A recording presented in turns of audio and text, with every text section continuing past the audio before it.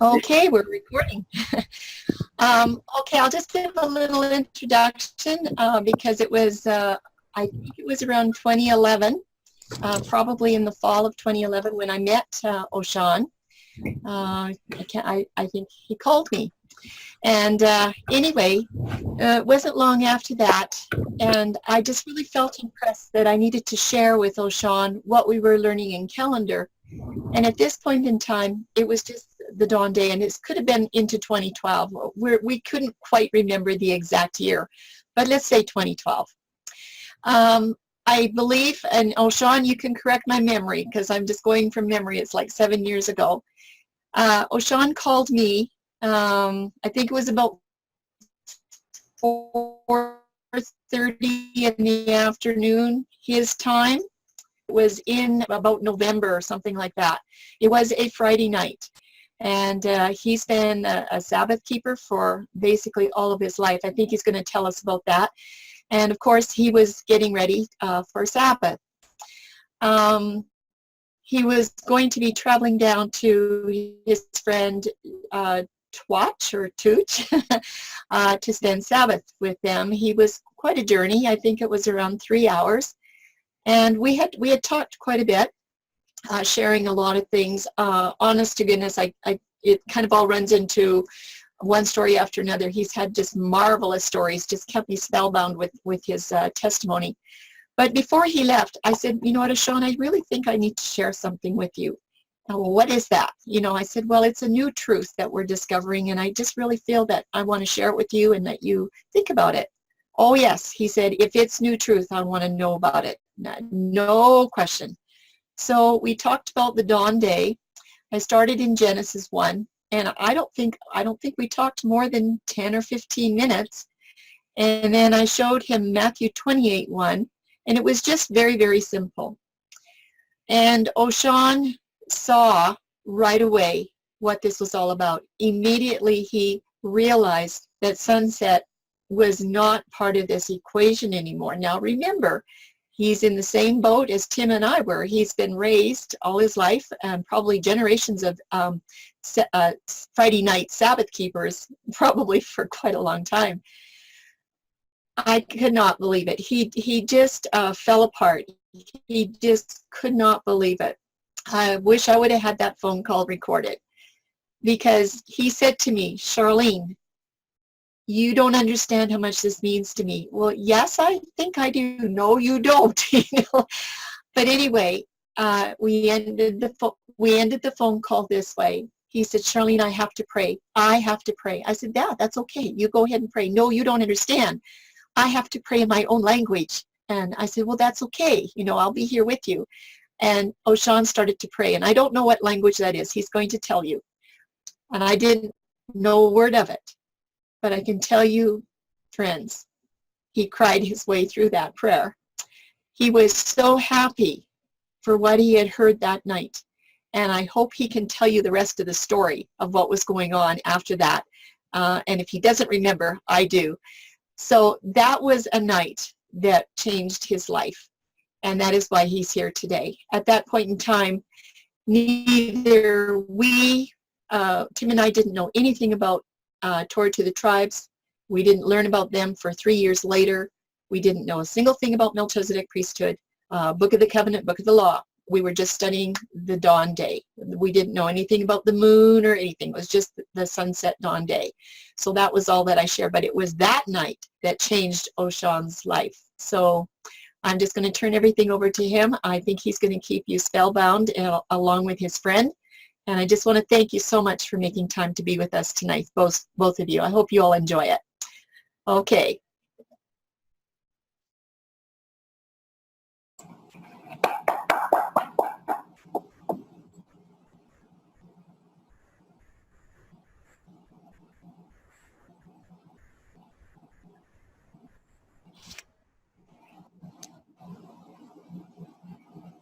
So first of all, I would say hello, everybody. And I know that all your mics are mute. And sometimes I don't know where to begin. And forgive me if I talk too fast. I am a very fast talker. So first of all, I want to say thank you to Yahweh for the walk that He allowed me to walk through. It was a rough walk, but I really loved it. I really loved it. And I'm going to try to do the best that I can to remember, because I did not write them down. I'm just going to do it out of memory. But I remember the detail of everything because it was tough. So as Charlene told you that I was not born into a Christian home. I became a Christian when I was, if I can remember, about 12, 13 years old. And I did not have a dad. I did not have somebody that I can look up into, my whole life. And then I was baptized into the Christian world, if I want to call it like that. And you guys will understand why I call it like that later on. In 1987. I knew nothing about the Bible. I don't even know where John 3:16 it was. I was just baptized because I needed to do that. And then to get to I'm going to try to eliminate all the other stuff. I'm just going to get to the point that I think that would be helpful for all of us. So I came to U.S. in 1994. I came by myself. I have no brother or mother. And I came of age of, if I remember, about 15 or 16 years old. And the father hand was on me, and I didn't know that. He protected me from all the drug and everything that I should involve into, but he really did protect me from all those things. And then in 2000, I got married with my ex-wife. And we have, I'm going to skip forward. We have 7 children together.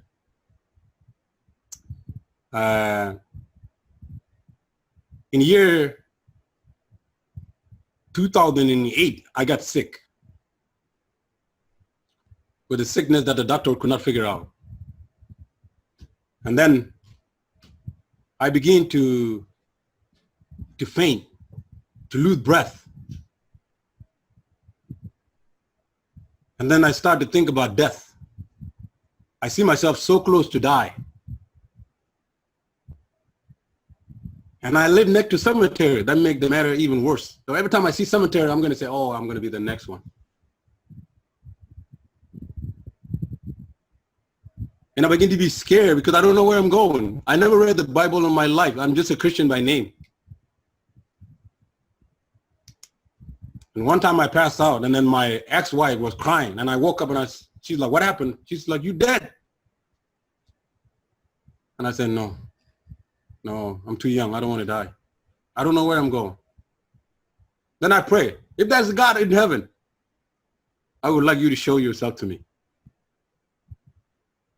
You got to understand, I'm a Christian by name, but I never read the Bible. I don't even know John 3:16. I can quote it in my head because that's what I heard, but I don't know. If you tell me where I can open it, I have no idea what book it is.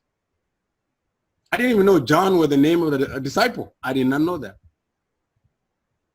So in 2009, in 8, then I decided that I'm gonna open the Bible for the first time.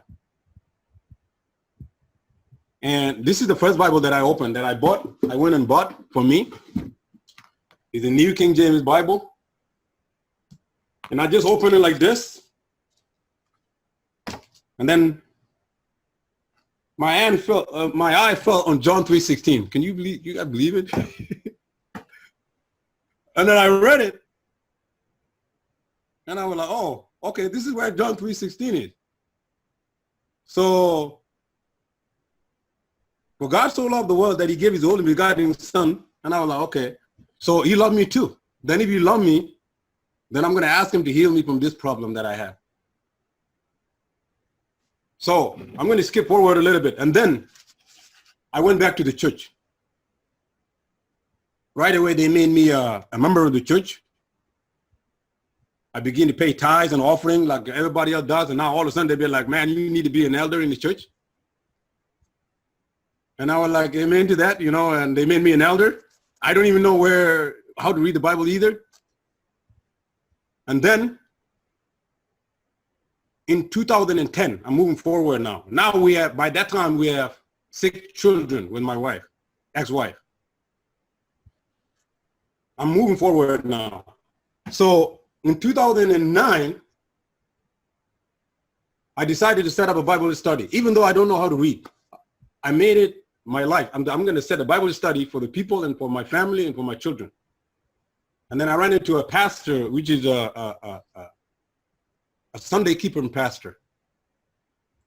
And he said, yes, I can teach you the Bible. And I said, amen. We read the Bible, but right away, I noted that something is not right about how we read the Bible and how you're teaching me. Because he said that is some of the commandment or some of the command or the law in the Bible that we don't need, that was done away with. And I didn't like that.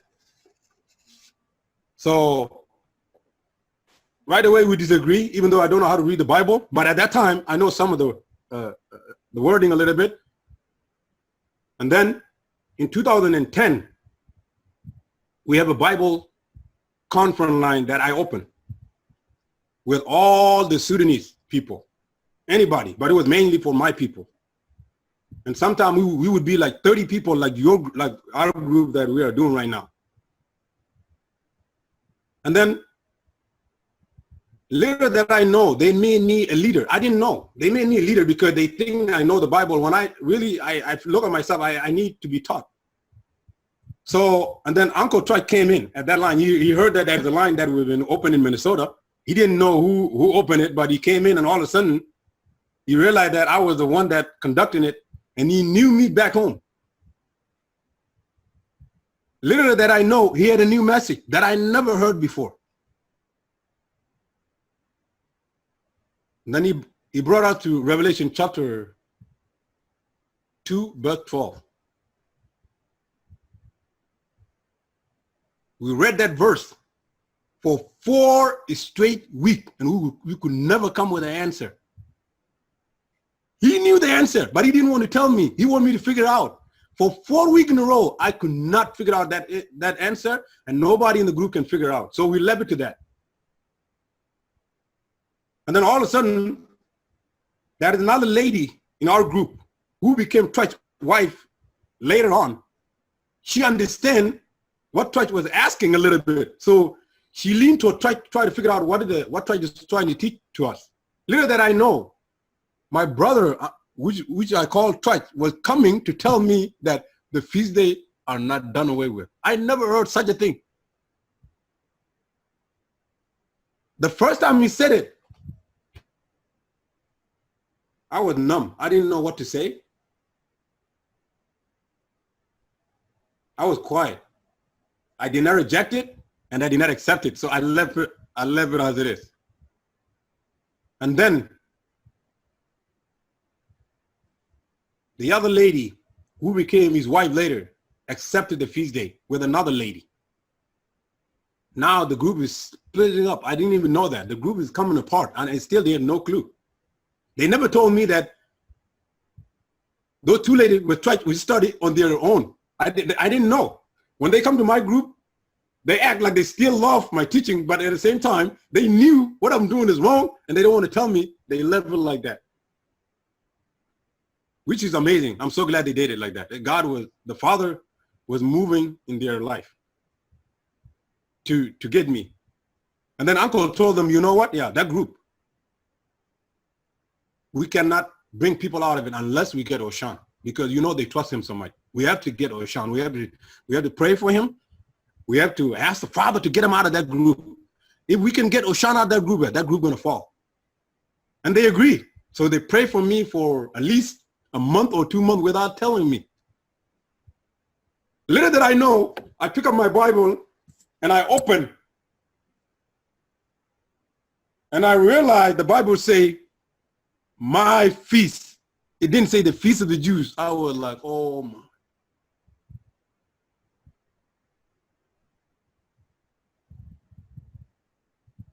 And then I called the guy. I say, hey, talk about the feast day again. What are you talking about the feast day last time?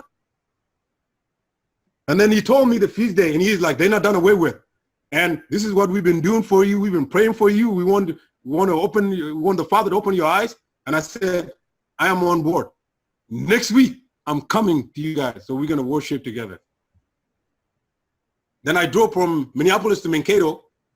No, I drove from, at that time, I skipped a lot of things that happened. At that time, they became, they're getting their way to become a husband and a wife with the other girl, because the other girl, she was a single too at that time, and Trent was a single too. So the father, at the same time, while the father was using them to get me, the father was putting them together to become a team. It's amazing how the father always does that. So then I'm going to jump forward now. And then in 2011, my brother, my sister, that's when everything turned like I never seen them before. And my job, I was the respected person. Everybody look for the answer from me. I am the boss. Every time I come in, everybody love me so much. When I leave, everybody cry. They don't like it because it brings a different atmosphere. They love me. They love my character. They love the way that I lead the company. All of a sudden, when I became a peacekeeper in 2011, I never seen the devil like I seen him in my life. Forgive me if I cry. This is the hardest fight that I ever fought in my life. I've been a Sabbath keeper before. The devil didn't care. As soon as I became a feast keeper, it did not even take him a week. Little did I know, I'm keeping the feast day on the wrong calendar, but the Father seen my heart and he seen where I am moving. And the devil saw it. He saw where I'm going, so he tried to do everything he can to hinder me. Then my ex-wife told me, "You gonna do what?" I said, "Yes, I'm gonna go to my job and tell them that I'm gonna keep the feast day next month." You're talking about now is March in the pagan calendar. At that time, that year, in 2012, the feast day fall on April 12th. I remember the day, because it is the day I will never forget, because what happened in that day, you guys are gonna see in a little bit. So before we get to that time, I told my ex-wife, I'm gonna keep the feast day, and I'm gonna go and tell my work that I cannot work on the feast day.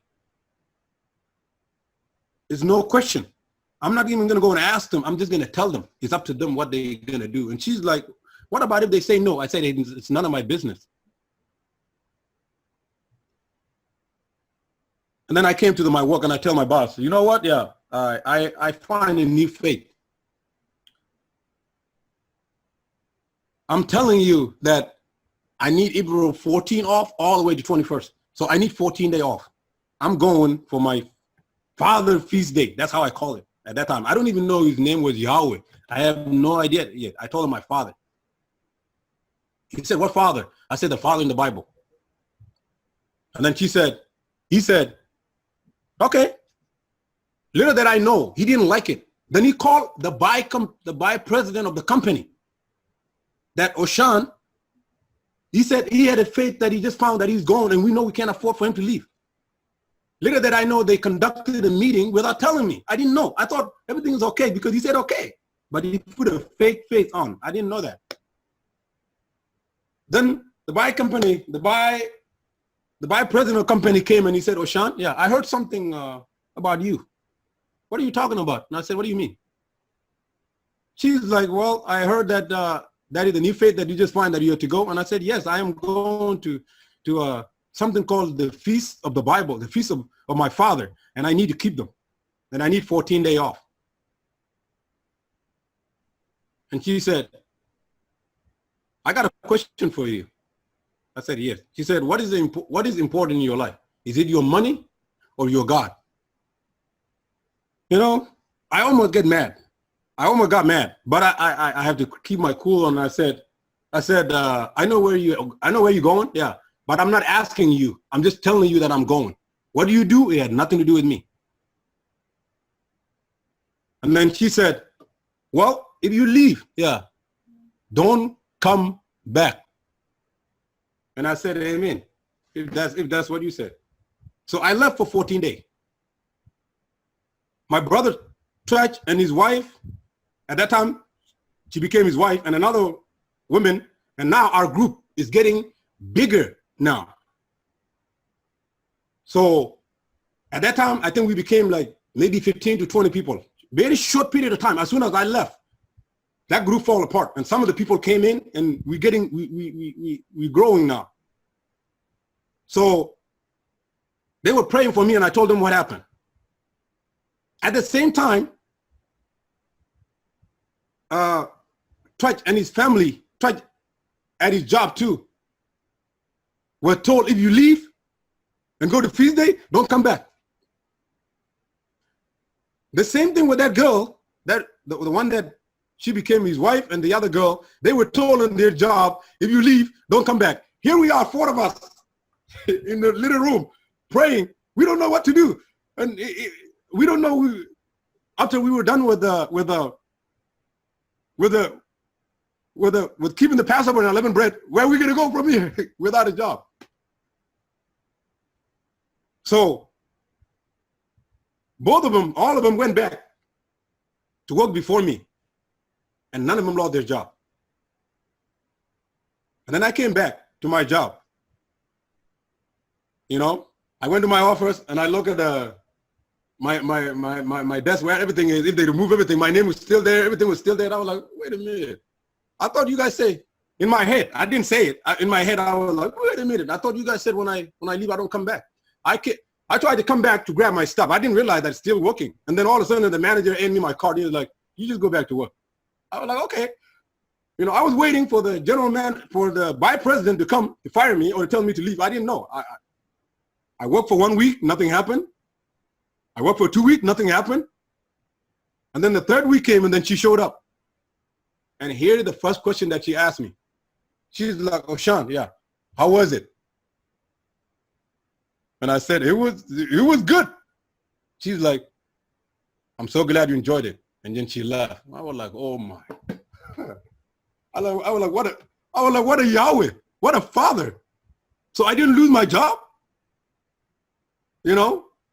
So then now I moved to the next one. And then at that time, my ex-wife said, if you're going to keep the feast day, then you have to choose. You either gonna let the feast day go and keep me, or you're going to keep the feast day and lose me. And I said, it's not an option. It's not a question. I'm not going to force you to keep the feast day with me. But all I can ask you, if you want to be my wife and raise the children together with me, we can do that. You don't have to worship the way I worship. It's going to be between you and the Father. She's like, no, you either quit the way you worship to keep me, or you're going to be out of here. And I said, if this is what you want, let it be. But I never wish it can be like this, because I only want to worship the Father.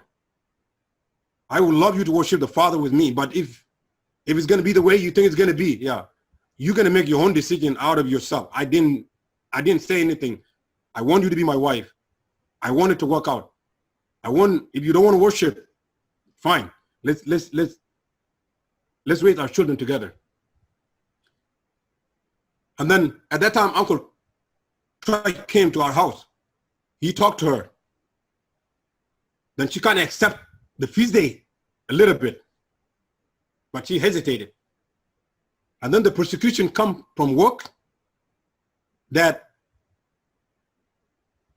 everybody at work, even to the little one, they show me disrespect that I never seen it before. Nobody have no respect for me. When I ask people to do things, they don't want to do it. Some people, they cuss me out in front of everybody. They just set me up for failure. That's exactly what I saw the devil was doing in my job. To the point, they demoted me without telling me, to send me to a different location that failed the system, so I can fail with it together. Little did they know when they sent me that the Father was going to turn that place, who was the place that was nothing, into something that made $2.45 million in my time when I was there.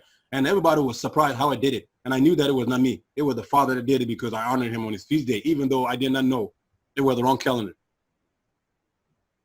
And that is when I realized, okay, you know what? Father truly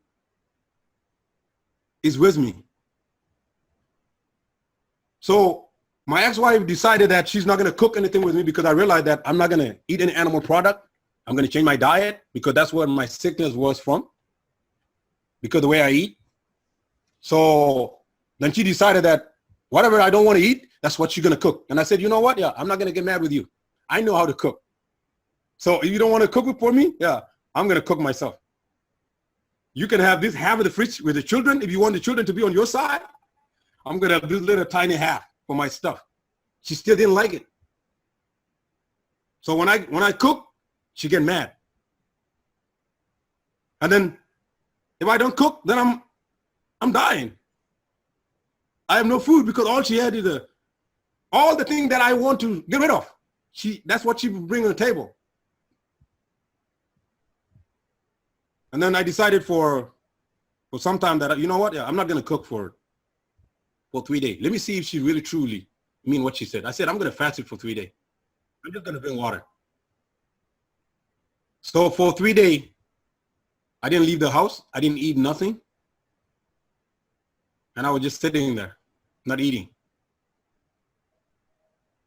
It came to the point that I was so weak, it was even hard for me to get up on the 3rd day. And then all of a sudden she started crying. And I said, why are you crying? She's like, because I don't like the way you look. And I said, well, maybe this is what you want me to be. So what can I do? You don't like me to cook? I'm not going to go and eat out. We don't have enough money, you know. I'm going to give you all the money. You decide what you want to do. You want me to die like this? That's fine. And then all of a sudden she went to the kitchen and made the best meal I ever eat in my life. And it was all vegetable. And I said, so you know how to cook like this? You just don't want to do it. She's like, we'll talk about it in a different day. So I eat that day. Little did I know that the Father opened the door for her to see. And then about 3-4 days later, she went right back into the same way that she used to be. And at that time, I was so skinny because I could not eat. I go to work, all that I see problem. I come home, all that I see problem. Sometimes I would cry right in the parking lot before I get to the house, because I know that when I open that door, the first thing I'm going to hear is like this until I go to bed. Sometimes I would leave the house and go to the basement and sleep there. So now I'm going to move to the second one now. Then in 2012, June 10th, by the month, we got kicked out of our house without a reason. The manager just said that you guys need to leave. I said, why? He said, just leave. I said, I don't have any place that I should take my kid. He said, leave. I said, okay, so we left. My ex-wife went to her sister's house. Little that I know, I thought I was being helped by somebody, but I was sent to a guy who is a Sunday pastor, and he gave me a little room in his basement. At that time, it was June. 4 months later, I'm going to call Charlene. When I called Charlene, I was in the basement of that guy because life was tough at that time. Me and my ex-wife, we are separated. She don't want anything to do with me. So she said, we are done. She don't even want me to see the children. She took the car that I had. And then the people at my job, they demoted me into a different location. At that location, I was working 70 hours a week. It was a big persecution at that time.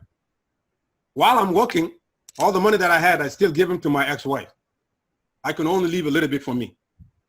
While I was staying in that pastor's house, little that I know, the Father sent me there to help that family. I was in that house. At that time, I'm a peacekeeper now. The pastor wife do not know how to read the Bible, do not know how to sing a song in our language. So we started to talk about the Bible, and then little as you know, she accepted the 7-day Sabbath, and she accepted the feast day while I was in her house. And then, now I'm moving forward a little bit. Now, at that time, my relationship with my ex-wife now became so tough that she involved the church and our community into it. So right now, the whole entire community don't like me. Her uncle, which is the pastor of the church, did not like me. And the uncle sent the paper to all the churches in Minnesota, even in all the U.S., because she's a well-known pastor, telling everybody that do not accept Ochan into your congregation. I used to preach in all the churches at that time. Little did I know that they did that. Now, when I tried to come to Mankato Church, the pastor called a meeting for me and said that, Ochan, I heard that you teaching some kind of delusion doctrine. I said, who told you that? I never met you before. How do you know about this? And he said, well, everybody right now, I can tell you everybody right now in the whole entire Minnesota conference, they know who you are. So we cannot allow you to congregate with us, so you need to leave. And I said, okay. So I left. Then in 2012, now it become October, the pastor's son took a car. Little did we know that he was going to kill himself. I didn't even know that.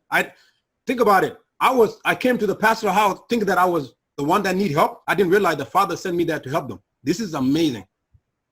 So the pastor took the pastor's son took the car. He was going to drive that car to the Mississippi River. His mother, the mother of the son, called me. The son took the car, and I know that he's going to kill himself because he wanted to commit suicide. And I told her, because at that time she became a believer, I said, don't worry about it. He's not going to die. And he said, why you said that? And I said, let's pray. You pray, and I'm going to pray. The police is going to call us. Don't worry about it. I don't know why I said it. Maybe the Father put it into my mouth. That's what I said.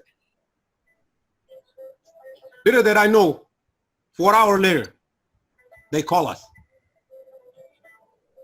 And they say, we find the guy.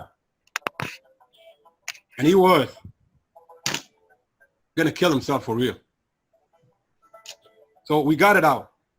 And then we run into another problem. And the other problem was they towed the car, but the husband who had the car and his name on the title of the car, he took the title of the car and all the paperwork to Africa. So we couldn't get the car out. We didn't know what to do.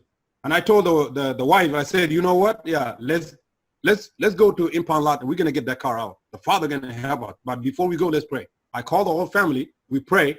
We went to the place where they towed the car and they say, we need the owner of the car. And I said, I am. They say, do you have the insurance card? We grabbed the insurance card. We give it to him. They say, you have the paperwork? I went to the dealer and grabbed the paperwork for the guy and I gave it to him. And he said, do you have your license? I said, yes, I have my license. I give him my license and my name is Ochan. And the other guy named, who a totally different name. We don't have the same last name and everything. As soon as I give it to him and I closed my eyes, because I knew if as soon as he look at it, he would see that it's not me. Little did they know, the guy didn't even look at my name. He just took the license number and wrote it down and gave me a paper and he said, go and take the car. And I was like, oh my. So we got the car out. And then when my time come to close now it's 2012, now it's November. Now I call Charlene and I tell Charlene about my relationship with church and how the Father is leading me to this thing. At that time in 2012, I became a Bible student. Now I know about the feast. Now I'm beginning to look, and the Father now is opening things that I never seen before. And the first thing that he opened to me is Luke chapter 17, verse 21, verse 26, and 27 and 28. When the Bible say, in that night, 2 men going to be in the field, one will be taken, one will be left. I used to think the one will be left was the righteous. I mean, the one will be the one that is being taken in the righteous. That's what I used to know. I didn't realize what the Father was saying. The meek shall inherit the earth. So the righteous are going to be the one that left, and the one that being taken is being taken by destruction. And all of a sudden now I went to Genesis, and that's exactly what happened. I was like, oh my. I was like, Father, I want to follow you more now. Now my Bible is kind of like a glue into my hand. I walk with it every time I go to work. I read it, and the next thing that the Father showed me, he showed me that he had a prayer time that I can come before him. And I begin to read the Bible now. Now I become to realize, you know what? Almost every miracle that that Yeshua made or did, he always does them at the prayer time. And I was like, okay, you know. So now I'm moving forward. And then when I called Charlene at that time, I made it clear that I'm going to keep the Sabbath and the feast day without a problem with my brother and his family now and everybody else. And then Charlene realized that when I called her, I was telling her about, hey, you know what? Yeah, it's the Sabbath now. I just want to wish you a happy Sabbath. And now it's Friday evening. The sun is going down now because, you know, I thought that, you know what? The sun is going down, you know, and Charlene, she means a lot to me now because I saw her video at the BET. For those of you that know it, you know, Torabella in California, the Feast Keeper by John Barneberg, I think that's what his name is, you know. And at that time, we keep his calendar. That's what the calendar they use, that's what we were using. And then Charlene said, Ochan, yeah. You know, I'm so glad that you said happy Sabbath, but can I share something with you real quick? And I said, okay, Charlene. And she said, well, it's not something that like the thing that we used to talk about. This is going to be brand new to you.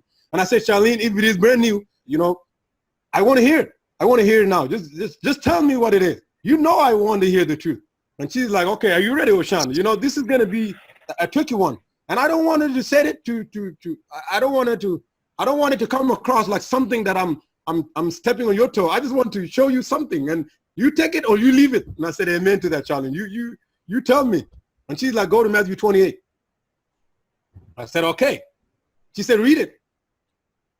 I read it. She's like, what do you see? I said, Charlene, all I saw was the Bible say, as it begin to dawn to the first day of the week at the end of the Sabbath. And she said, what did that mean, Ochan? I said, yeah, now the Sabbath is, you know, is ending now. So, and the first day is coming. So, you know, it had to be evening, you know? And then she's like, Ochan, do you know that word dawn mean? I said, no. She's like, well, why don't you look into it? I was like, okay, hold on. And then I looked and I said, morning. And she said, okay, let's read it again. As it begin to dawn toward the first day of the week. What does that mean, Ochan?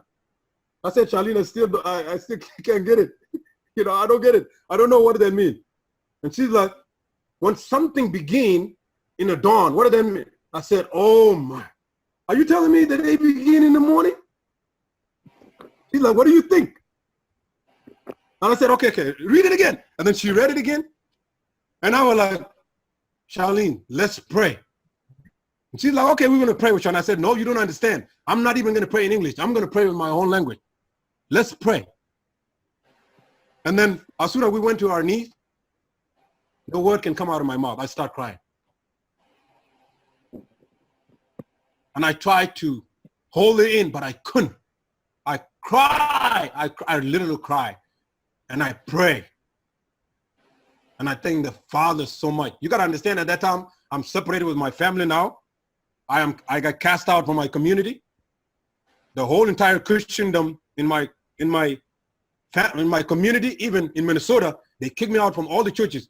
Lutheran, Catholic, name it. They don't like me because I used to preach to them. I'm lonely now by myself. So Trudge was my best friend and his family. The next person that I know is one guy named Junkor, who is in Miao, the one that you talked to in Omaha, and then Charlene. Those are the only three people that I had in my life. So I told Charlene, you know what? Yeah, this is the Sabbath that I was going to spend on by myself. Yeah, but I'm not doing it. I'm going to Trudge. I'm going to Uncle Trudge. I cannot sleep. So I took off and I drove for 2 hours to where Trudge was. And I got there and he's surprised to see me. He's like, why you know, this Sabbath is the Sabbath you're supposed to take by yourself. I said, yes, brother. And he said, why are you driving overnight, man, at nighttime? I said, my brother, there's something that I cannot hold into myself. I got to tell you. And he's like, what is it? And I told him. He saw it right away, but his wife didn't see it. You know? And then we sat there. I do not have a word to tell you how we felt. And I was like, you know, my brother, he's like my brother, Ochan, yeah. You know what he did to me right now? I said, what? He said, now I can go to bed and sleep like a baby and wake up into the 7-day Sabbath in the morning when everything is done. So I have a whole night to prepare myself. He's like, my God, it really gives me joy, a peace. And I said, my brother, you don't know how I feel right now, man. Because in my house, in where I live, yeah, I have to leave everything aside to get to the Sabbath because I do not have enough time. I did not realize that I still had another 10 hours to get myself ready until the next morning. Right now, yeah, I can do anything because I still have another 10 hours until the Sabbath comes.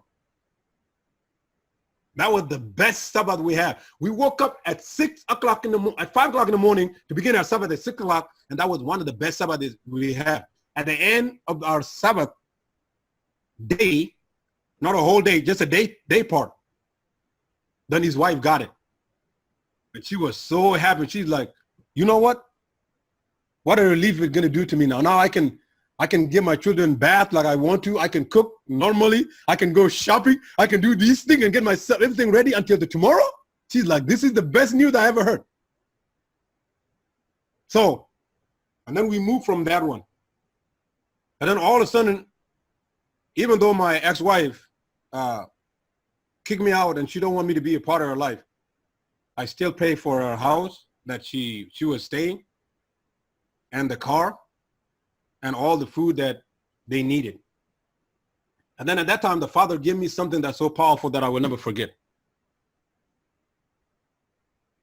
I had $7,000 that I saved that I had and that I was going to buy myself a car because I was running out of the car because she took the best car that I had and I gave it to her. And at that time, I had a truck that I bought for a good amount of money.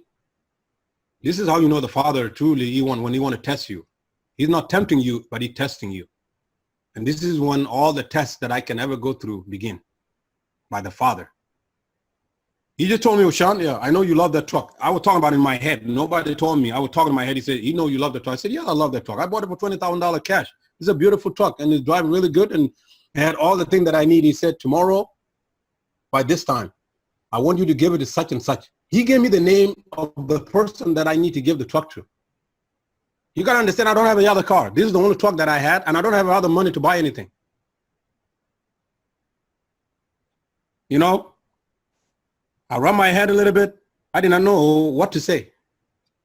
I went outside and looked at the truck. I was like, man, I don't know if I can do that. Little did I know, the impression in my heart is keep getting bigger, bigger and bigger, and the fight is keep getting stronger and stronger and stronger. I'm gonna start to getting bitter, getting mad absolutely for nothing. Little did I know that it was because of the truck. And then one Sunday came and I was like, everybody was there, was like, okay, God, I'm gonna do it. I'm gonna give that truck away. Everybody was like, what are you talking about? And I said, I gotta give the truck away.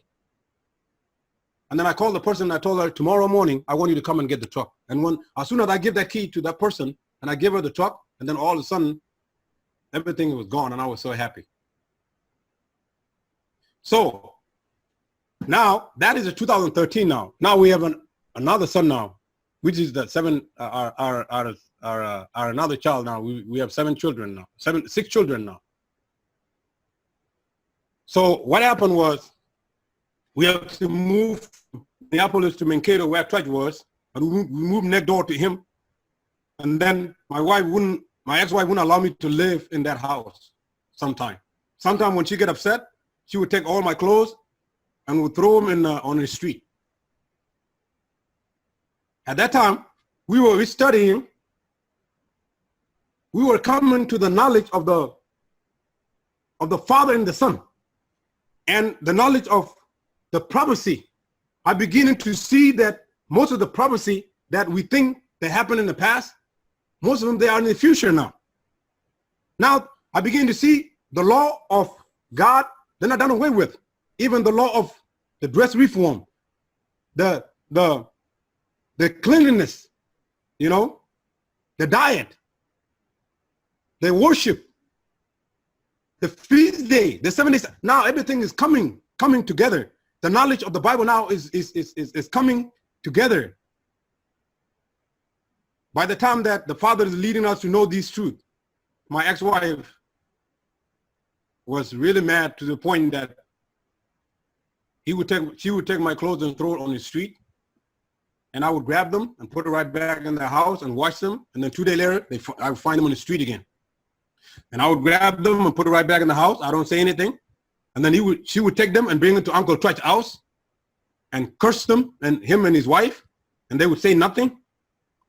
And we go through that for a period of time. And then in 2014, the father says, you know what? Enough is enough. You're going to let that woman go. And I told her that, okay, you know what? My wife at that time, I told her, you know what? Yeah. If you want me to leave, yeah, I'm going to leave. But I'm not going to leave in a bad term. So what I'm going to do, yeah, I'm going to have you think about it before I said it, because I know that you kicked me out many times. But I'm going to ask you something. If you can prove it to me in the Bible that to worship the Father more day, to get more day to worship the Father, to be before the Father, and worship the Father in the hour that he would love you to come. At that time, we find out that in the Bible, every time that God people worship God, whether in heaven or on the earth, they have to kneel down. We do not have an option to sit in our chair to do these things. It's something that I never seen before. When I saw it, I was like, my God, this is so powerful. And I realized at that time, the Father said that when we come before him, we have to take our shoes off. So all these things, they come into our studying. We're learning new things that I never seen they exist in the Bible before. So I said, if you can prove these things to me that I'm doing wrong and what I'm doing is evil, yeah, then I can divorce you. If you can give me a reason why what I'm doing is wrong, that you have a right to be divorced. She's like, no, I don't know the Bible that much, but that's what I see. Everybody else do it. Why you have to be different than anybody else? So I don't want to go into that life. Just get out of my faith. I have nothing to do with you.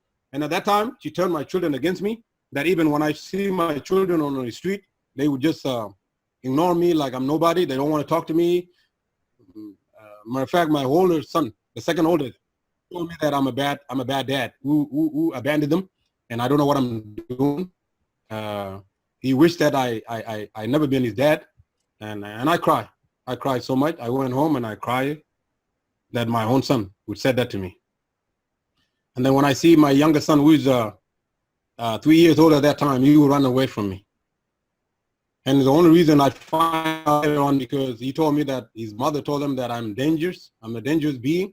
I'm gonna kill him. You know, if he see me, he had to run away.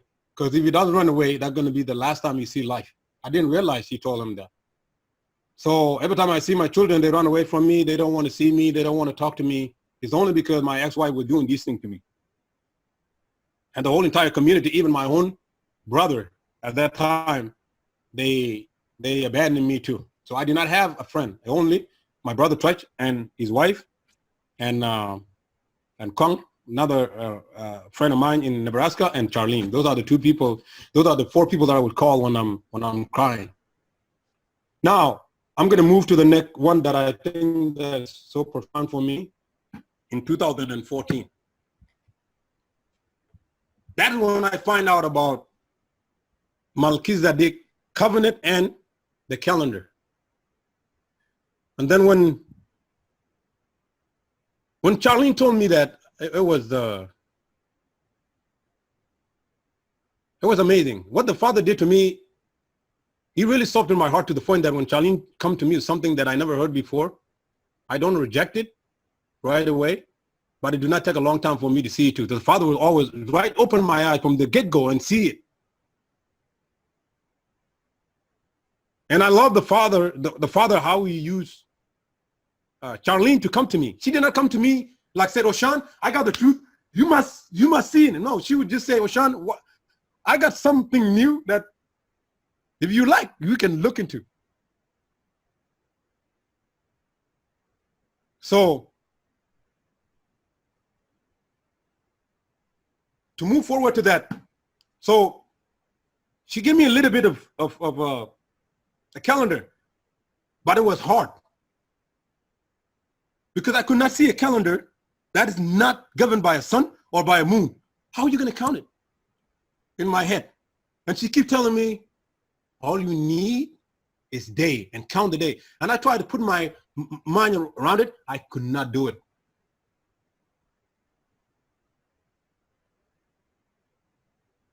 I couldn't do it. Because when I look at the calendar,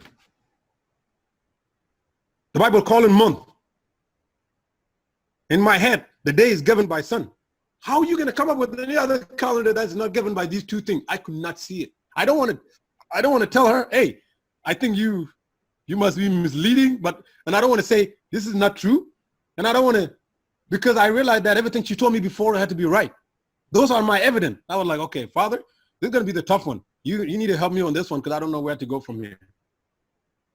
I don't know about all of you, everybody in the family, in this group, how you come to this. This was one of the harder ones for me to put in my head.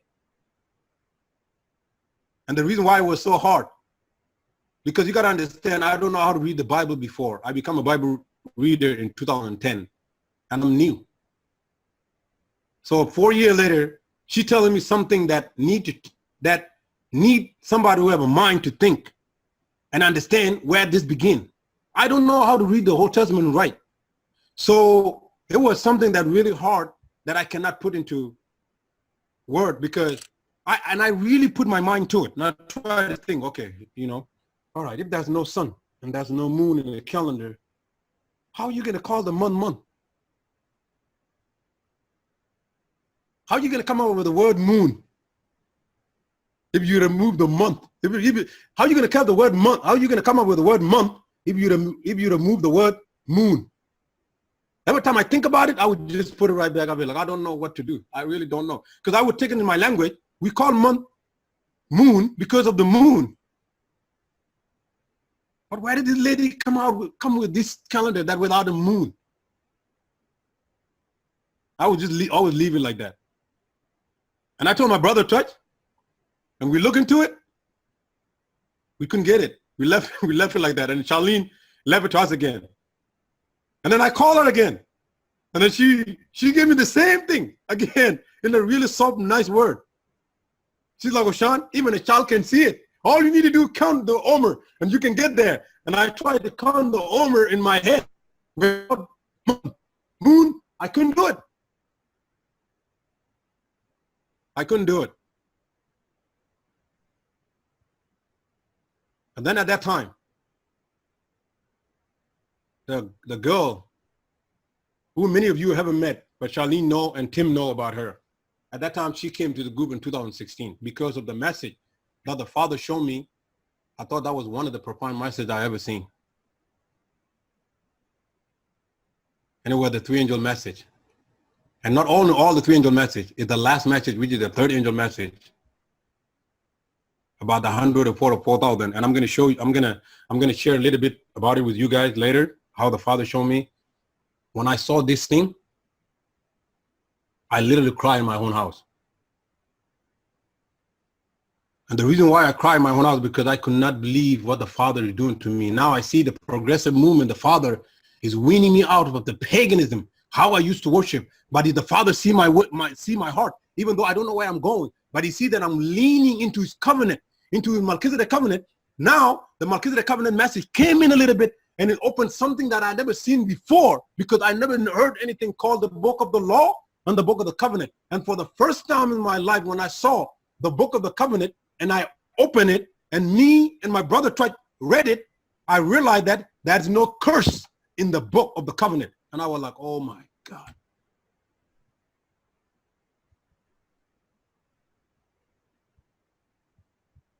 All the curse come because we broke a law, something called the law of life. The Melchizedek covenant book of life is the law of life. If you refuse the law of life, what else can you go? What else can you have? You can only have death. If I refuse the law of life, that can give me life. There's no other law that can give me life. The only law that existed outside the law of life is the law of sin and death. I never know that before. At that time, my ex-wife went to the police station and told the police that she ran away from me today. I find her somewhere, and I almost kill her with the children, and now she feared for her life. Now the police have to come and look for me.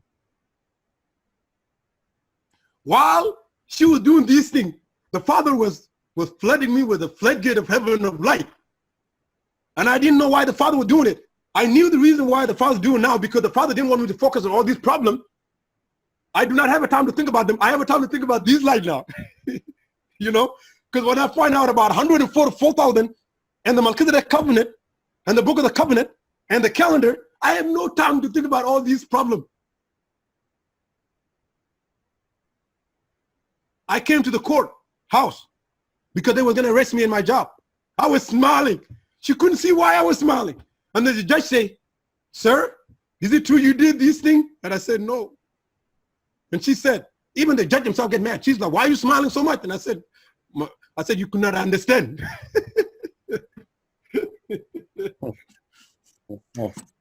And then I brought my brother-in-law and my wife, who I just got married, they were my witness. Little did she know, she was using them, our witness too, against me. They were there. They saw everything that happened. She came literally looking for me. She cussed me out. She punched my car. She wanted to do these things so I can get mad, so she can take me to jail. When I failed to do these things, that's when she went and told the police to get me, because she wanted me to act out of anger so my life can be messed up. That's why she did that. The Father made it to the point that they were there. Then I brought them to the court, and I told the judge, "You know what? Yeah, you can ask these children. They're relating to her. One of them are her nephew. The other one is her niece. Ask them." They were there. When she said about the killer, they were there.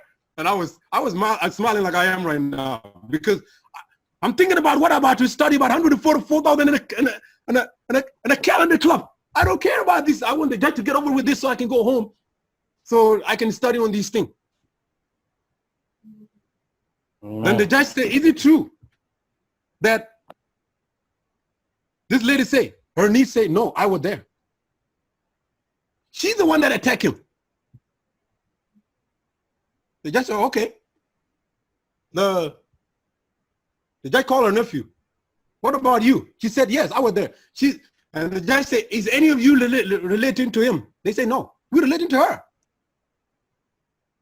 And the judge say, "So what are you talking about, woman? These kids, they relate to you, and they saw the evidence, they saw the thing. This guy, you the one that attacked him. You went and looked for him. You even went to where he worshiped. How could you turn around and say that he come and kill you?" "Oh, you know what I'm going to tell you? Yeah, I want you to get out, and don't want you guys to come back in my face again. The case is dismissed. You, man, go free. You have nothing to worry about." And then she said, "Well, I want you to put protection order against him with me and the children together." And the judge say, "No, I'm not going to do it with his children because he need to see them." And the judge turned around and say, "What do you think, Ochan?" And I said, "What do you mean?" He said, "Do you want me to put a protection order between you and her?" I said, "If she wish, if that's what she want, I can prove it to you guys I have nothing to do with her. If she want, yeah, go ahead and do it. But I want you to leave it open for my children." The judge said, "Yes, in your wish, we're going to do that." So for 2 years, the judge put a protection order between me and her. I cannot see her anytime. And then,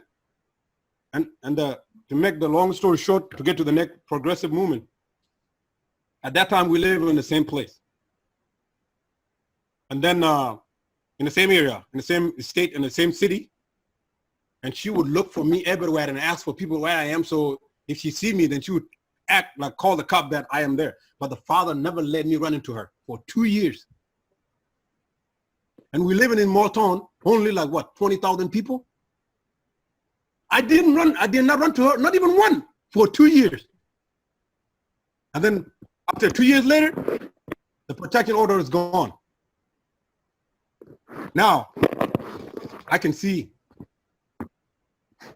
her, but I haven't seen my children right now for 4 full years. I don't even know what the little one looked like because she would not allow me to see her. And I refused to go to the court system because I know that my Heavenly Father can do that.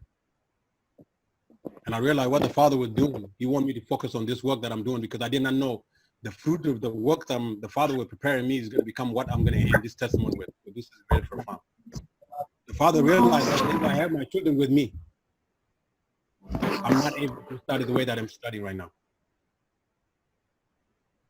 So what the Father did, even though I look at it was something bad, the Father hid my children away from me so I can have time to prepare and do the study that I'm doing. So these young people that come to my house right now came, because in our group right now, we have at least 15 people who just came in this year alone because of the message that the Father gave me for this short period of time. I thought what the Father was doing was bad because I couldn't see my children. I didn't realize that he was taking me away like the same way he did to Paul, to teach me in my isolated place so I can become the man that he wanted me to be. So when these people come in, they have need to eat. I didn't realize that. So I was so bitter and I was so mad at the same time because all I can hear my children, this is what they go through, to the point that one of my child, they fought together with my ex-wife, and the police had to take her away from me, and they did not even notify me that she'd been taken away from me, from her. And I had to go to find out myself. And then when I tried to call her to talk to her, she didn't want to talk to me because her mom told me that I'm a bad person. Now, we're going to move to the next one now. So now, we accepted the Melchizedek covenant. We accepted the book of law of the covenant. The only puzzle that left right now is to find out when this feast day calendar, what is it that governs it together so where we can have a right calendar. So in 2017, that's when the light clicked on after 2 years later. I was reading it. I saw what the Bible said in the beginning. Yahweh created the heaven and the earth without form and void, and the darkness with the face in the deep. And Elohim said, let it be light. And then when I saw that and I went back to John, the light came to the world. I was like, oh my, this is the thing that Charlene was talking about.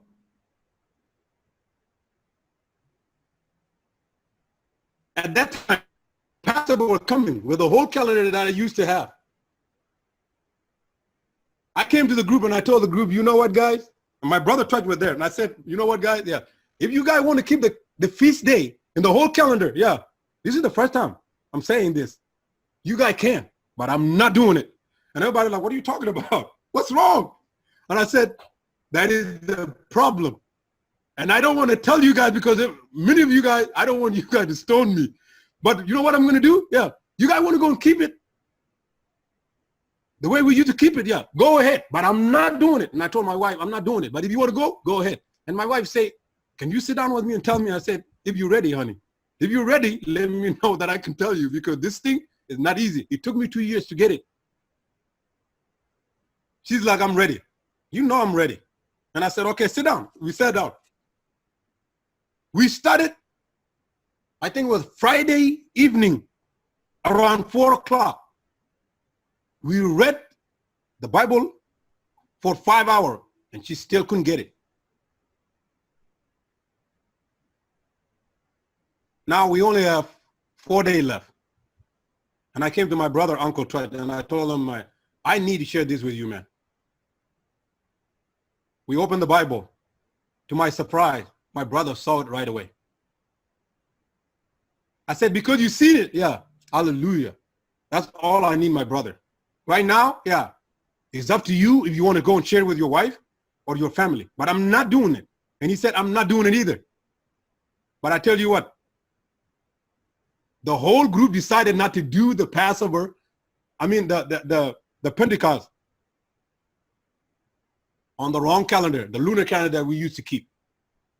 So that year, we did not keep any feast day, period.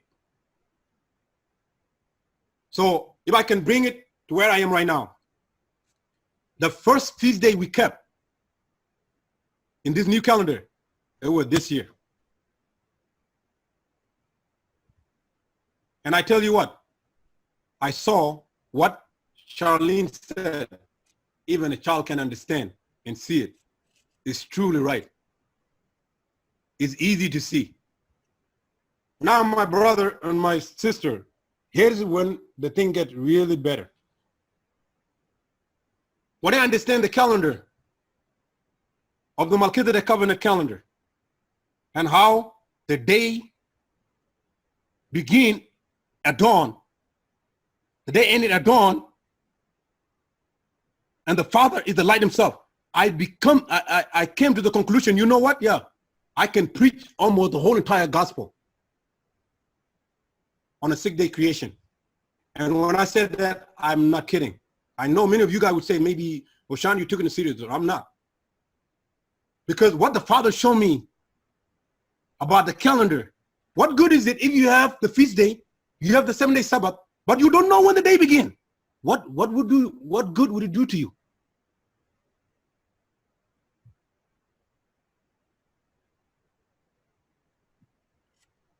It's kind of like somebody that walked with, that went to the doctor see him, and the doctor give him a prescription, but you have no pharmacy to get that medicine. So the devil know the calendar is the platform of the gospel, is the backbone of the gospel. That's why everything has to be aligned together with it. And I'm so amazed about the Father, the thing that he revealed to me in these first 4 months.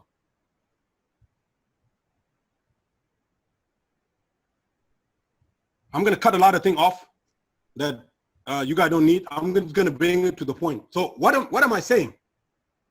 My brother, this walk is worth it. I don't know how many of you went through the same thing I went through. My life was tough. The thing that I went through, I cut a lot of things off that I went through that I don't want to bombard you with. It was a tough life. I cried so many times. I spent a lot of tears. I spent 2 years by myself, living in the basement of the people. When I was making $60,000 a year in American money. But I was poor. You know why? Because I give all my money to my ex-wife because I wanted to support my children. Sometimes I wouldn't even have a food to eat for like a week or two. Sometimes I would eat at Uncle Twite's house. Because the Father put another test into my life that I didn't know. I had a voice that told me that every paycheck that you get every week, because I get paid every week, and I get paid about $1,500. I'm not telling you to boast about my money. I just want to let you guys know what the Father did to me. I get paid around $1,500, $1,200 every week. And you ask yourself, how come somebody who make that much money would broke every week? Because the Father made it clear that every paycheck, 1 week paycheck, I would give it to my ex-wife. 1 week paycheck, I would give it to anybody that I find on the street or in Africa that need help. And I did that for 4 years. Little that I know, the Father was preparing me for something else that I didn't know that was going to happen right now, that happening right now. He wanted me to be a true servant, only depending on him. Now, here's one thing that I wanted to tell you guys that I left at the end. At 2012, and the reason why I skipped this one, because I wanted to bring it to the end like this. At 2012, when life was tough between my ex-wife and the job, and they about to fire me, and my ex-wife about to kick me out of the house, and I was so skinny, and I almost, I lost a lot of weight. Then I pray. I say, Father, if you don't help me, I'm going to perish. Now, I want you guys to pay attention to this. I'm not telling you guys this because I'm better than anybody, but I'm telling you it's something that I see, that I test, and that I know. Nobody in this group or anybody in the world tell me that it's not true. Some of you maybe think that it's not true, but it's up to you. But I taste it and I see it and I handle it. So I'm telling something about I see with my own eyes. So at 2012, I was working on Sunday evening. Everything was tough. All the persecution come in every direction, in the community, in the church, in my ex-wife, in my work. And then the whole man came in. I want you guys to pay attention with this one. The old man came in and he said, I wanted to speak with the manager. We are only two managers at that work. The other manager is a lady, and I'm the other manager. And I am the lead manager. She's my associate. And then the girl told him, I am the manager. And the guy said, no, I want to talk to the male manager. The lady like, okay. She said, Ochan, yeah, that's the guy that I want to talk to you. And I came. And I want you guys to hear what the guy told me first. He said, Ochan? I know, he didn't say Ochan. He said, I said, what can I do for you, sir? He said, you know, I came here to eat. And I want you to give me food for free. And I said, that's all you need? He said, yes. And I said, okay, I asked you a question. Do you want to eat here or you want to take it at home? He said, whatever you said. And then I had an impression in my heart saying that, you know what, let him sit and eat. I said, okay, you sit down and eat. Let me go and prepare the food for you. Now, here's what happened. As I turn around and go to get the food, the impression come to my heart and say, you know, you don't eat anything unclean. I said, yes. And he said, well, don't give him anything unclean. I said, okay. So I made him a good, something I thought that was clean at that time too. Something I wouldn't eat right now because I don't believe in eating any flesh anymore, according to what the Father showed me. Then I give him that, and I give him a nice orange juice and the water, and he said, sit down. I sat down, and he said, this is the first word that came out of his mouth. He said, I came to bless you. You know, I had my head down. When he said, I came to bless you, I put my head up. And I said, what do you say? He said, I came to bless you. Just say whatever blessing you need, and it shall be given you. And he said, before you said so, I want to say something to you. He said, I came to this country, to this city. Yeah. This city is full of blood. That's not a single place that I can put my foot that has no blood. The only place that has no blood is where you and I are standing right now. The whole entire city of Minneapolis is full of blood, and I cannot put my foot anywhere. And I said, okay, now I got to ask some question. And I said, where you come from? And he said, I came from Philadelphia. I said, okay. What is your name? He said, my name is Edward Washington. And he said, you know what? Yeah. I came to bless you. Even if you didn't give me the food. Yeah.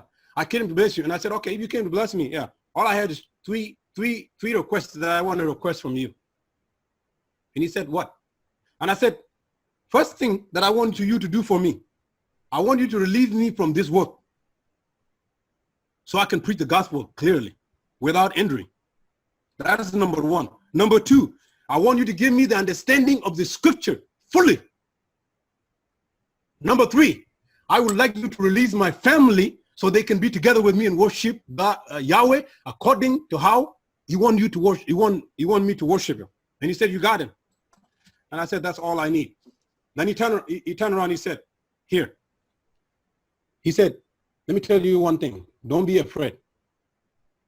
He said, there are three things that I want to tell you. He said, one day,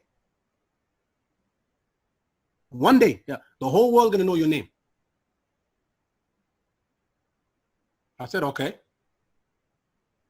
He said, one day, yeah, you're going to quit working and you will never go back to work again, and you're going to preach my word. He didn't say his word or nobody's word. He said, my word. You're going to preach my word and you're never going to go back to work again.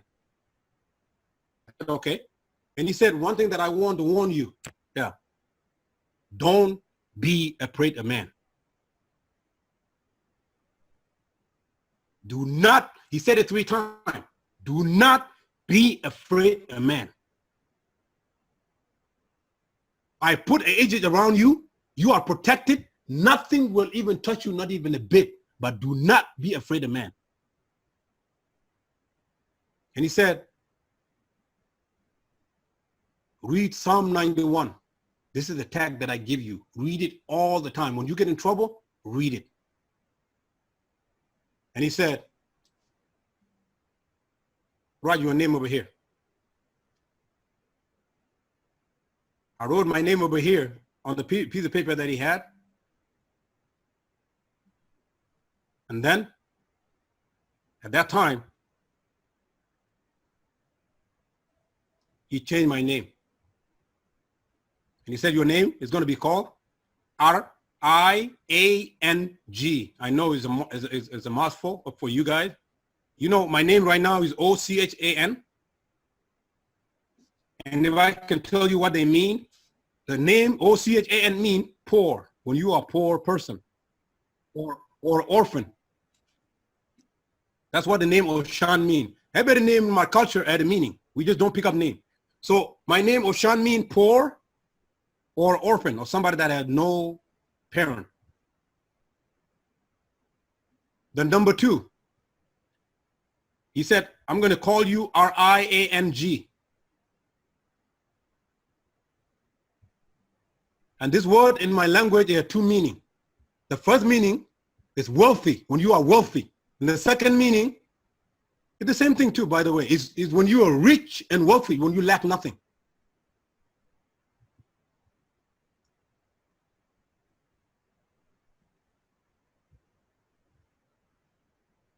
And then,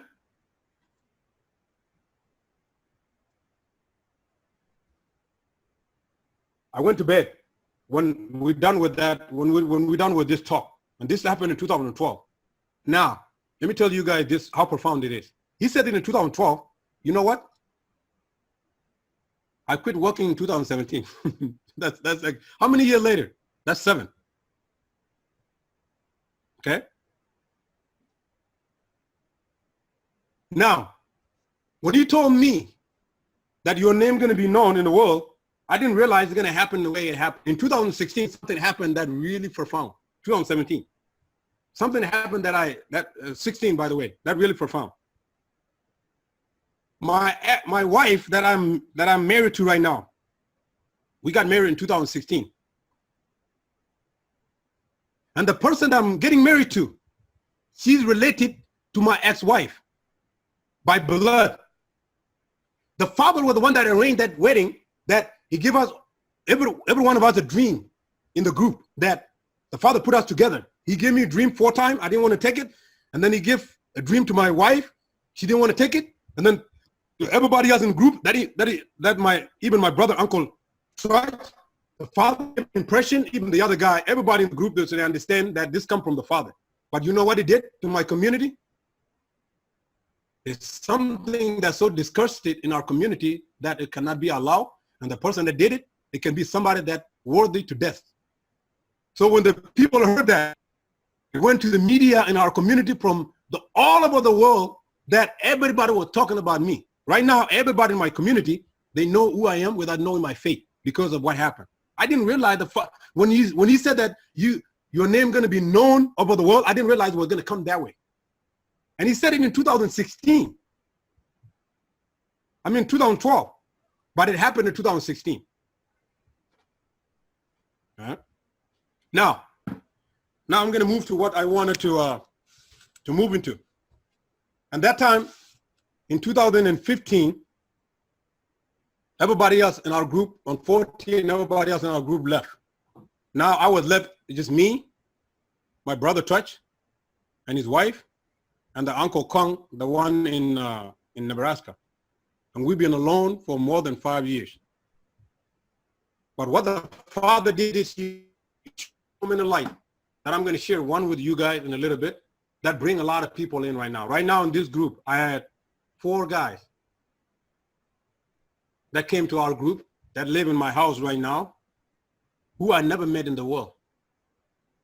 But it was the father that connected them with me in a way that I don't even know how. If you tell me, I really don't know.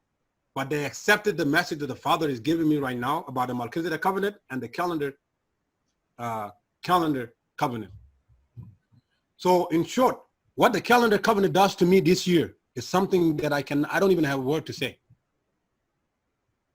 So why do I want to share this with you guys? It's because I just want to tell you guys, it is worth it to walk this road. It really does. I cannot even say anything how rewarded it is to walk into this road. I don't care how rough it is. Please hold on. Hold on. It's going to be worth it. Right now, it does worth it for me, because when I see these young men in my house that just came in, and I see the change they made. Some of them they used to do drug. Some of them they used to do alcohol. Some of them they used to do these things. But in the name of Yahweh, they accept it, and they see the calendar club, and they see what the Melchizedek covenant does. It's worth it, my brother and my sister. It does worth it. Now I don't think about the thing that I went through, because I see the fruit of it. It does worth it. You might be alone, or you might be by yourself, or you might be kicked out of your house, or you don't see your children like I do. I haven't seen my children for 4 years now. But you know what? I do believe what the Father say. If you lose your children, He's going to replace them with the different children. Praise the Father. He did replace them. In this group that I have many sisters, I have many brothers, and I have many children that I never get birth with physically. And it's only because I hold on to the fight.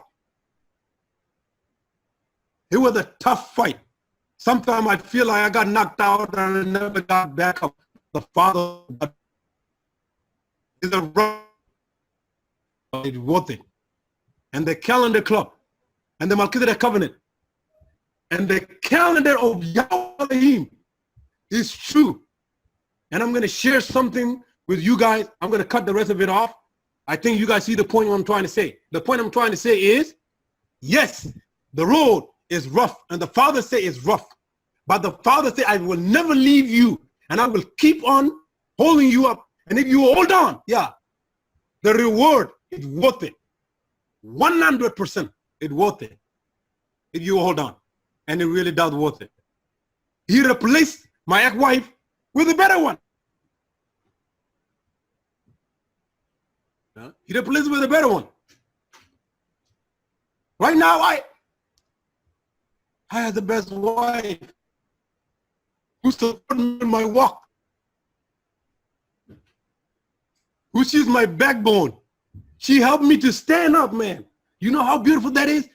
I never knew how good it is to have a wife that can stand up and help you to stand. I did not know, because I never had one. I didn't realize when the Father removed my ex-wife, He was preparing me to get the better one. I didn't know. I didn't know.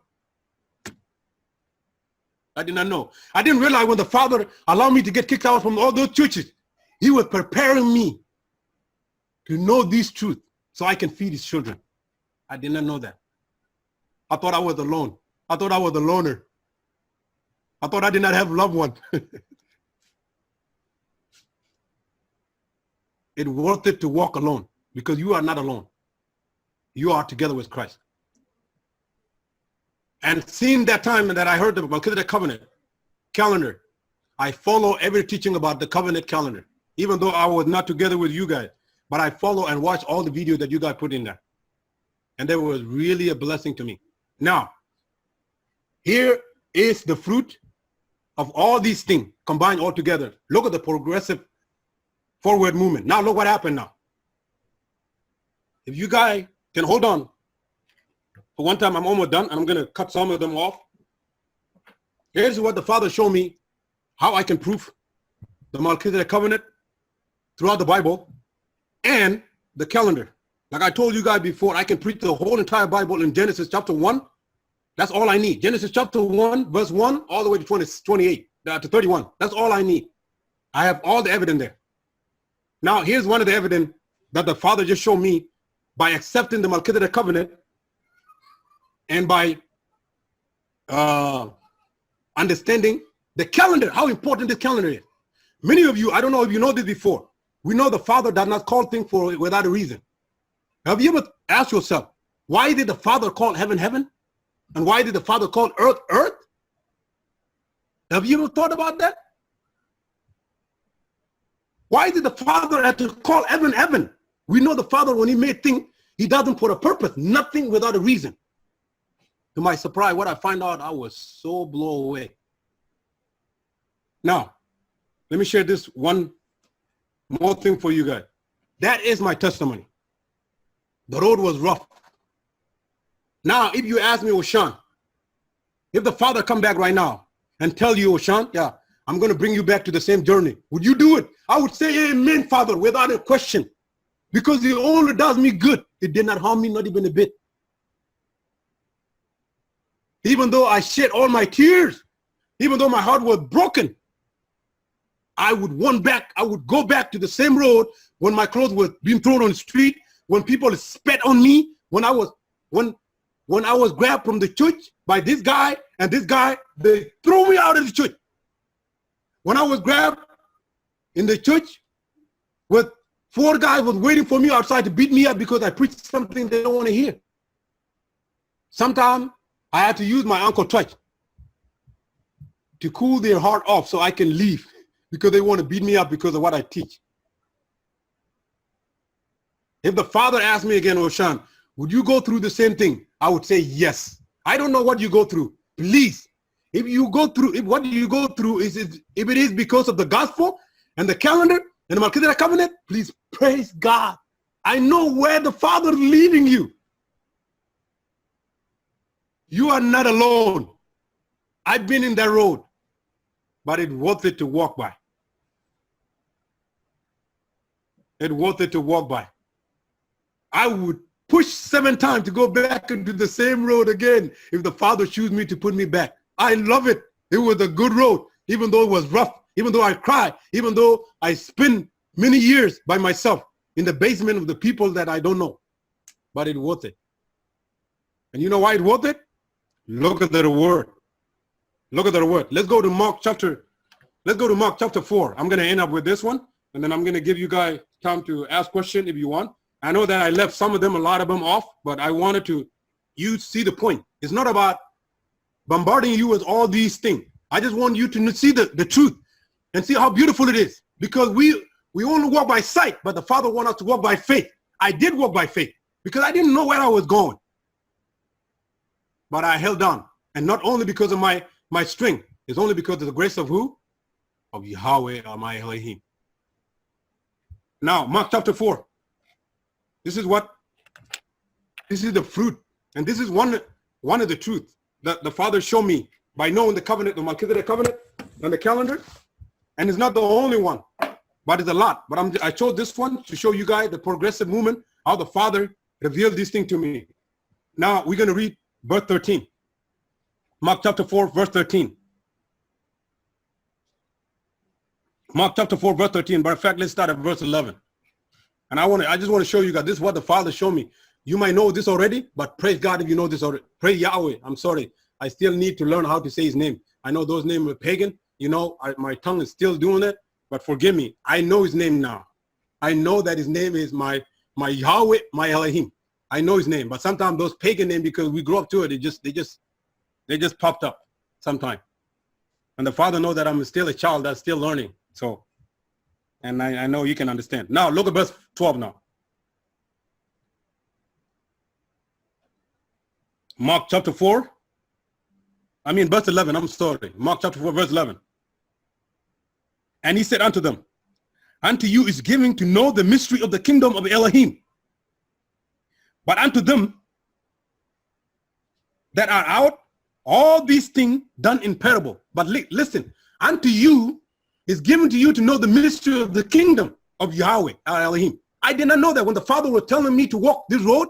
I didn't realize that he was revealing the mystery of the Melchizedek covenant.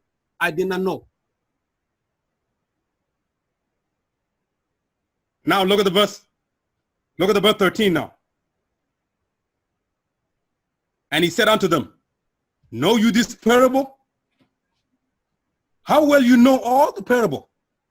Know ye not this parable? How then will you know all the parable? That is something about this parable that if you understand, you can understand every parable, and I'm not kidding.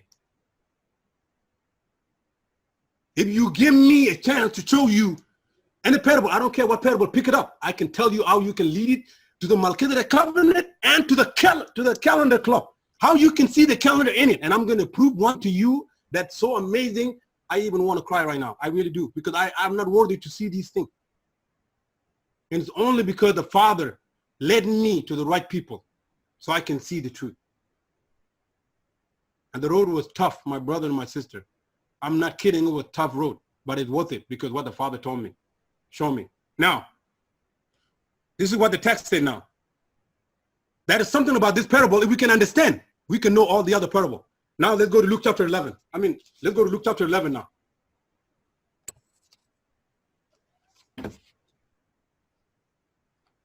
Chapter 8, I'm sorry, verse 11. Luke chapter 8, verse number 11. I'm gonna cut it short. I know that we've been sitting here for a long time. I'm gonna cut it short. Thank you for giving me an opportunity. I just want to show you the fruit of my suffering. Like what Paul say, I suffered for the gospel's sake.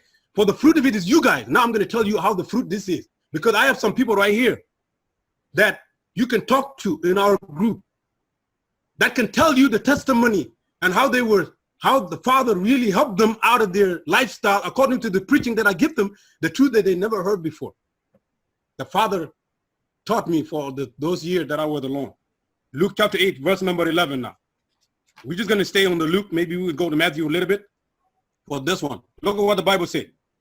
Luke chapter 8, verse number 11. And this is the interpretation of the gospel, like how Yeshua did it. But I want you guys to see what the Father showed me.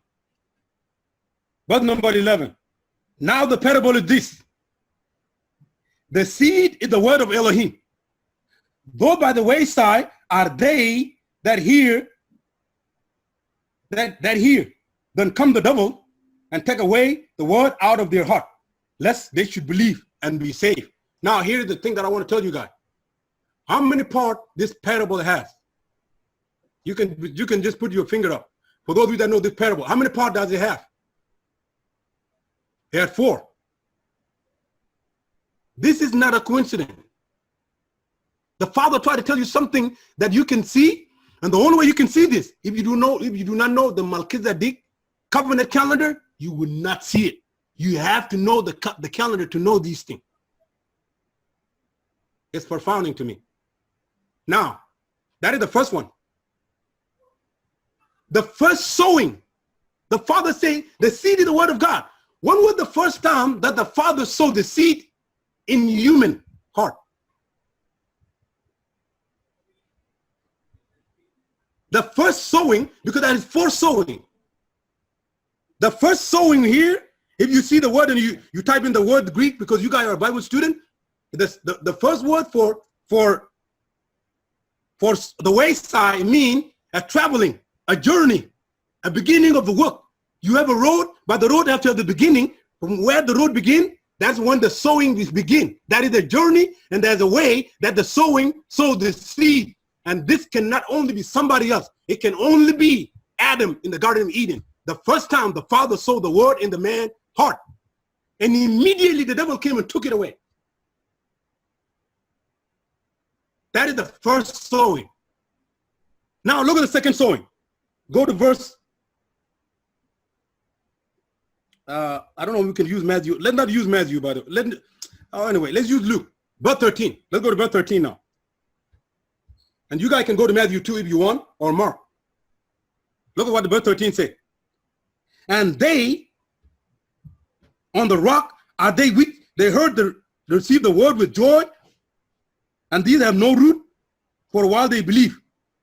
In the time of temptation, they fall away. This is the second sowing that the Father had sowed the Melchizedek covenant, because when he gave the Melchizedek covenant to Adam, he gave it away right away to the devil.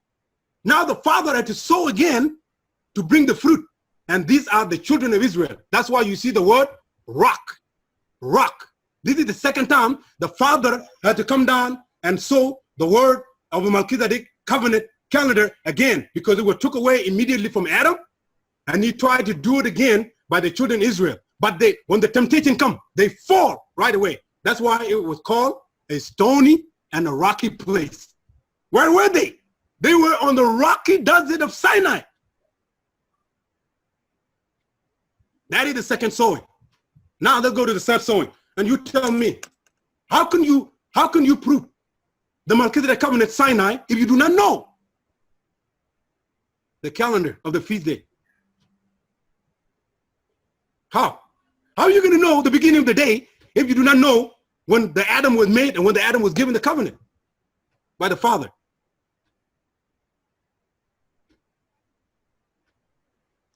By the way, I can get carried away and be loud sometimes. And the reason why, because these things, they're beautiful. I love it. I love it. It's worth it, man. It's worth it. It's worth it. I wish you guys can see it. It does worth it to walk alone. Because the Father has to strip you away from love of the money in the world so you can be a servant. You cannot do it if you cling together with the mammon and the love of the care of the world. You can't do it. You have to be stripped away and be refined by the Father. And refining cannot come when the life is cozy and life is good. You have to go through the hardship to know the Father is existed. Let's go to sowing number 4. Number 3. Look at the number 3. Look at the number 3. Verse 14. And that which fell among the thorn are they, which when they heard, and they go forth, and they are shook by the care and the riches and the pleasure of this life, and bring no fruit. And this is the sowing in our Messiah, Yeshua, when he came and confirmed the Melchizedek covenant. But you know what? It grew, but it never bring the perfection seed, because what happened? The disciple who would bring the gospel to the fullness, to bring the seed, they die. And now the thorn come up and they shook the word. Pray the Father, man. Pray the Father. Pray the Father. You know why I like this one? I love this one right now because the job was left to you and me. To bring the Melchizedek covenant perfection, because the Father has a mystery that was hid from the beginning. And he wanted to reveal it, and he gave Adam an opportunity to reveal it. He failed. He gave the children of Israel a chance to reveal it. They failed. And Yeshua came down himself. And he gave the disciple the time to reveal the perfection of the fruit of the Father. But right after they die, the people come after them. They fail. Look at the last one. Look at the last one. Verse 15. But they that are on good ground are they that which heard a good heart. Let me read it again. But that on the good ground are they which in an honest and a good heart, having heard the word, kept it, and bring forth fruit with what? Patience. Here is the patience of the saint. Here are they that keep the commandment of God and the faith of Jesus Christ, which is the church of Philadelphia and the church of 4,000 who gonna bring the fruit of Melchizedek covenant to perfection. Praise God. Praise Yahweh. Praise Yahweh. Praise Yahweh. So the 4 class of group, it begins with Adam, followed by children of Israel in a stony place, followed by Yeshua, followed by the 144,000 that you and I have a place, opportunity to be among those people, my brother and my sister. And you know what? This covenant club calendar and the Melchizedek covenant, the devil will not going to quench this fire. It's unquenchable. It's going to bring the fruit of Melchizedek covenant to perfection. And the whole world will see Yahweh as he intended to be done from the beginning. But how beautiful it is for the Father to use you and I. I only give you a little bit of glimpse of what the Father showed me. That is a lot of the parable, and there's a lot of the Bible verses that I can prove to you from the beginning. How the Father intended this thing from the beginning. It makes sense to me. I don't know about you. You know why I love this? I love it because it happened in my generation, and I have a chance to be among those people who will see the Father alive. Pray Yahweh. So I'm going to stop right here. Praise Yahweh. Hallelujah. Hey, brother, can you do me a favor and read the next verse there in Luke? Because I just want to point out that's where you're standing right now. That was that was 8. Verse 16. 8:16. Verse yeah. 18. 16. Take heed, therefore, how you hear. For whatsoever has to him shall be given, and whosoever has not, from him shall be taken even that he seemed to have. Yeah, I was referring to in Luke 8:16. Change my screen here. Gallery view. There we go, gallery view. It says, "No man, when he has lighted a candle, covereth it with a vessel, or putteth it under the bed, but setteth it on a candlestick, that they which enter in may see the light." That's where you're at right now, brother. Praise the Father, man. Hallelujah. Praise the Father. And now, to conclude this thing, we had 7 new young men who just joined our group right now, and they all of them I have 3 of them in 4 of them in my house, and then 1 in Uncle Troy's house. We just have a new family just moved from Nebraska to our church, to our group right here, because they wanted to accept the truth. We have another young man that I'm seeking to get here. I have a little house. I don't care how many people I fit in it. I'm going to fill it up until it's full and no room for more people. So I'm trying to get people to come here to get it, and they coming. So right now our group, I think, if I sometimes I don't want to look at it as a number. That's why I don't count people. I think we might be at least 30 to 30 something people in our group right now, but I don't want to look at it as a number. I want to look at it as a soul who are hunger to see the Father alive. So I would end up with that, so I can see the fruit of it, and it's worth it. Because now when I look at these young men, and I see the truth that they have. I told the Father, it's worth it, Father. If you had to take another round for me to go through what you had me go through, let it be. So I'm going to leave it like that. Praise Yahweh. Hallelujah. Thank you for sharing, brother. Thank you for sharing your heart. Thank you for exposing some of the things that you exposed, and for keeping some of those things hid that didn't need to be exposed. Thank you for your presentation. I see that Charlene has her hand up. I'm sure maybe somebody would like to comment and share how, indeed, I think most of our journeys have been very similar. It's been a fight all the way through. But we get to a place finally when we're broken. And like David said in the Psalms, a broken and contrite spirit, he doesn't turn away. But once we get to that place, we're finally at the place where he wants us to be, and when we're able to receive what he has for us. So praise Yah, he led you along that journey. You said ex-wife and now you're married again. Is that right? So I'm married again to the love of my, I don't want to say, someone that really Father put together to help me. And she came to the truth. She just wanted to know the truth. She was not coming for me. She was coming to know the truth, because she heard about 104,000, how I presented, and how the Father is putting an army together that's going to turn the world upside down. And she wanted to be a part of it. So now she became my wife. So I remarried again, and we had our son, and she related to her. That's what made it even matter worse, because you related to her. Oh, praise God for new beginnings. I see 2 hands up. Charlene's hand up was first, and then Timothy's hand was up, and then Stacy next. Charlene? I just wanted to say, as Ochan was speaking, I was just hearing or understanding restoration, what was happening in his life, in his testimony. It was all about restoration.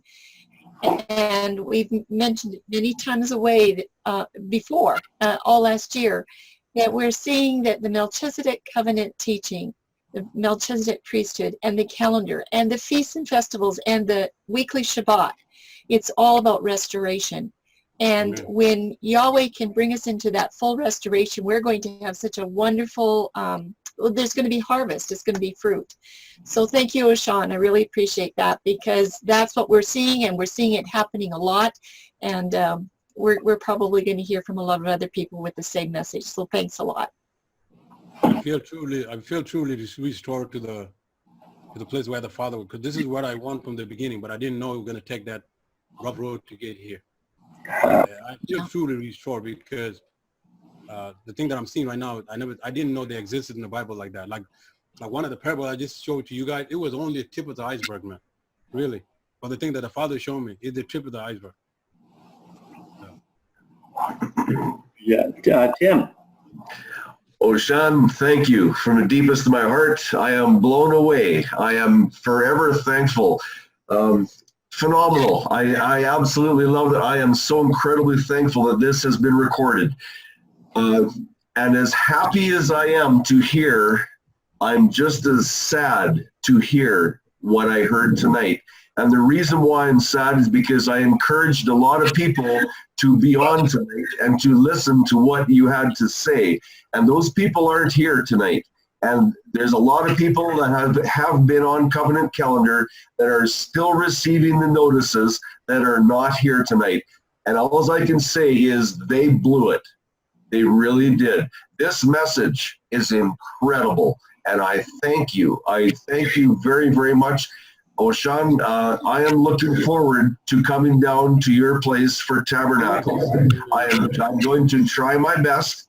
I'm not coming to speak. I want to sit down and I want to have all ears and listen to what you have to say. That's my mission to come. I look forward to it and I would do my best to be there. Praise Yahuwah. Thank you, brother. Stacy. I hope I don't cry. But I just wanted to thank you. I was captivated the entire time, and you just solidified and confirmed everything that Yahuwah is doing in me at this moment. You are truly my brother, and I'm honored to have listened to this tonight, and I'm so glad that I heard my alarm this time, and I'm here. I'm so thankful and so grateful. And I just wanted to express my gratitude to you. And I have a question also. You mentioned that our Father showed you the time to pray. And when he moves, and obviously I know the Shabbat, the portal's open on Shabbat, no doubt. But I wondered if you could share that with us, what you found out about the time to pray when the miracles were done.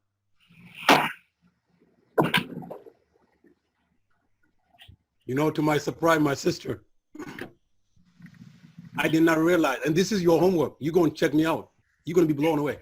I'm not, listen to me. I didn't say all the miracle were done on a prayer time. I didn't say, but I can tell you, according to the study that I do, 80% of them, that's a high number.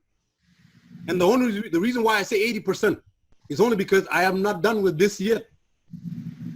But to my surprise, every time somebody being raised by Yeshua, whether a paralytic man or that girl that was raised or anything, it was on a prayer time. I'm going to give you one verse. It's amazing. And you know what? It makes sense. Why wouldn't that make sense? When you come before the doctor, there had to be an appointment time, isn't it? Okay. Where do you think the devil, I call them the devil, because they operate in the kingdom of the devil. Where do they get that from? The Father had to have a calendar, he had to operate in the calendar. That's why many people, and one thing to my surprise that I want to share with you guys a little bit, to my surprise, about 2 weeks ago, I find out why the Father instituted the feast day 7-day week. I don't know if you guys know that. That blew me away. And I cried before my brother, Troy. When I saw it, and I said, Troy, I can't believe this. I can't believe the Father was that good. So he made the 7-day Sabbath for me. What a God. And when he said he's like, my brother, the Father is showing you things that I can't even wrap my mind around it. And I said, blessed be the Father. That topic alone, if you know why the 7-day Sabbath and the feast day were made for, you will never want to miss prayer time. Never. Never. I'm going to leave it for a different time. Now let's go to ask for attack. And I'm just going to give you a simple attack for you to see, so you can see the evidence. Let's go to Acts chapter 3.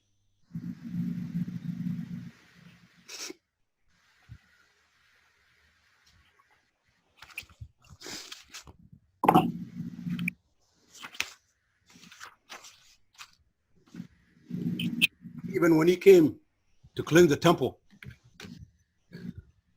every time he would do something miraculous, it's amazing. Now, verse number what? Verse number 3. Look at this one. Now, Peter and John went up to gathering into the temple at the hour of what? Hour of prayer.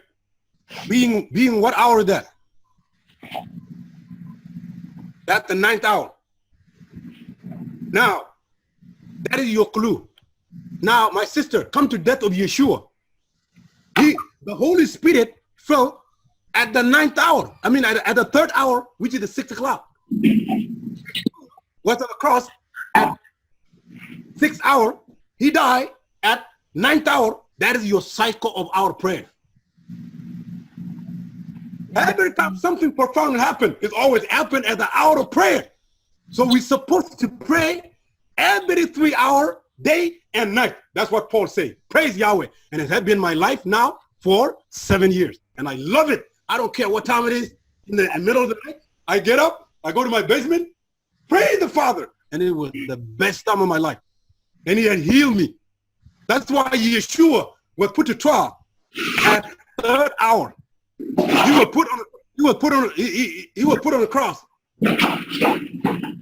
Every 3 hours, something happened.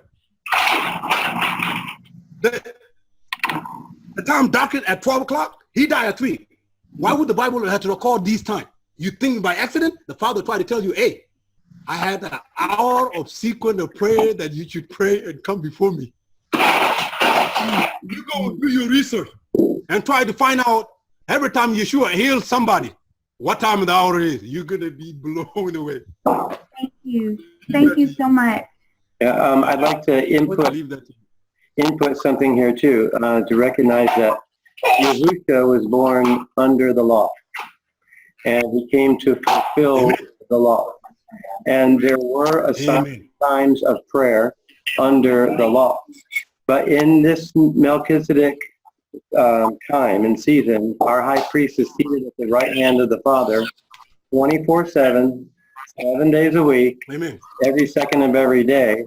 And you have access now, whereas before we were a nation submitted to a priesthood with specific times for the morning, the afternoon oblation, and prayer time. Now you can pray anytime, anywhere, day or night, 24 hours a day, 7 days a week.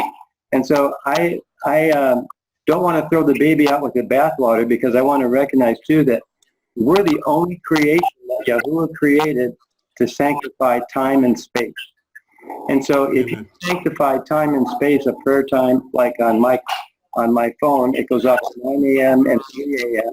or 3 p.m. every day as a prayer time.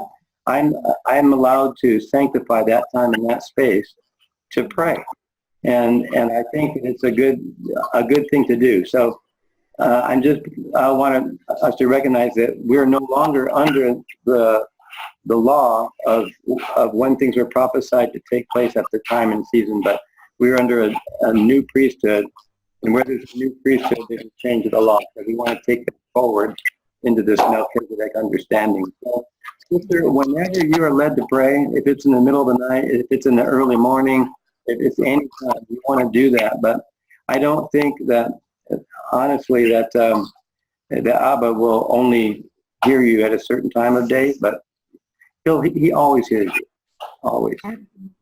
Amen.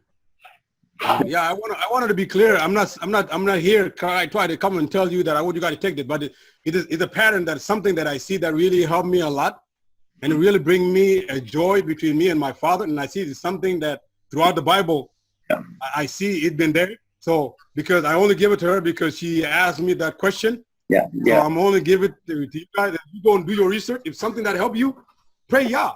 And if something that don't help you, praise Yah. Who am I to say anything? But to me, nobody can tell me I can't keep it, because I know the blessing that I got from it. Yeah. That don't mean I cannot pray any other time. No. Right. I can pray. But these times, that is something about them that those who do not did it yet, you don't know. But I know. And for me, in my house, I praise Yahweh. Well, I'll leave it to you. And I like your comment. Very Well, good. I will say, you guys, the reason I asked you that question is because I've been struggling with that.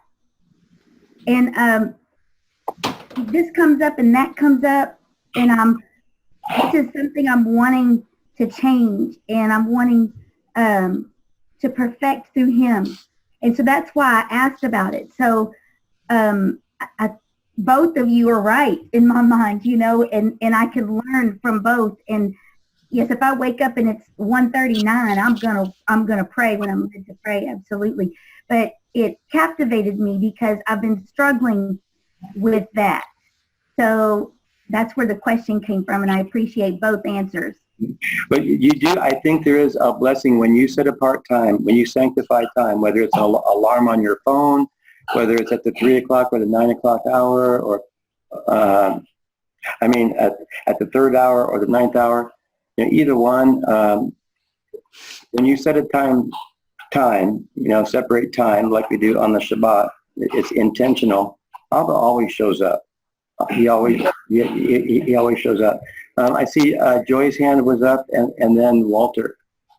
Joy. I just want, I wish to thank Yahweh and the Yeshua Messiah for allowing me to hear this brother's testimony. It was really great, and it was really uplifting, and I learned a lot from it. I just want to thank Yahweh and the Yeshua Messiah for this blessing.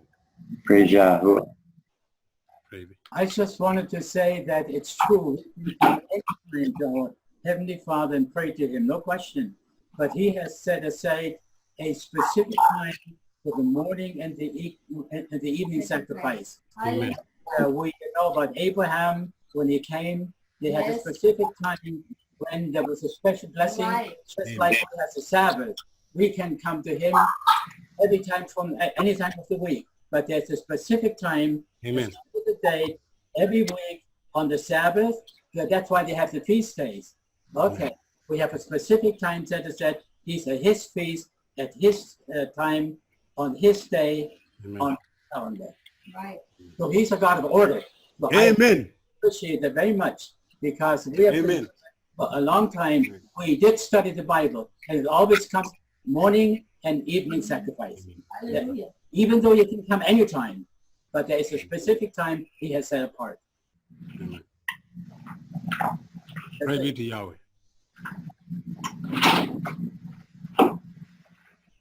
I just had a question in the chat. I guess, where do we go to see the video? Because it's a private testimony, what I'll do is I'll upload it to the YouTube channel where Covenant Calendar Club is, but I'll keep it as a private link. And if it's okay with Ochan, I'll include that private link of your testimony in the weekly Calendar Club invitation for next week.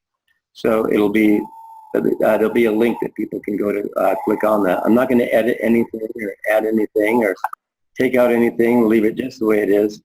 And then if it's you can share private links, but I would, it's Ochan's link really. Really, to be honest, my brother, I don't mind. You go ahead and do whatever you wish the Father lead you to. So there you go. There's your answer. If you feel led to share it with somebody, after you have it, share it. But for people that just go on the channel, just willy-nilly, they won't see the link there. It'll be private. Anyone else? And then my brother Trudge, I don't know if he wanted to share a word of thought or something, then if he's still there. I see him there, yeah. You want to go ahead and share something, brother? I think I'm in the mood, right? No, you are on okay. right now. Okay, they put me on right now. Yeah. What?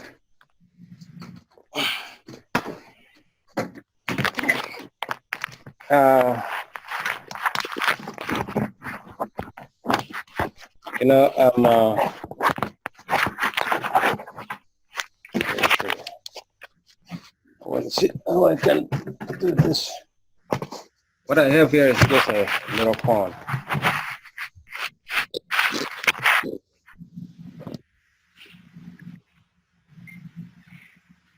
Hey, there you are. Can you?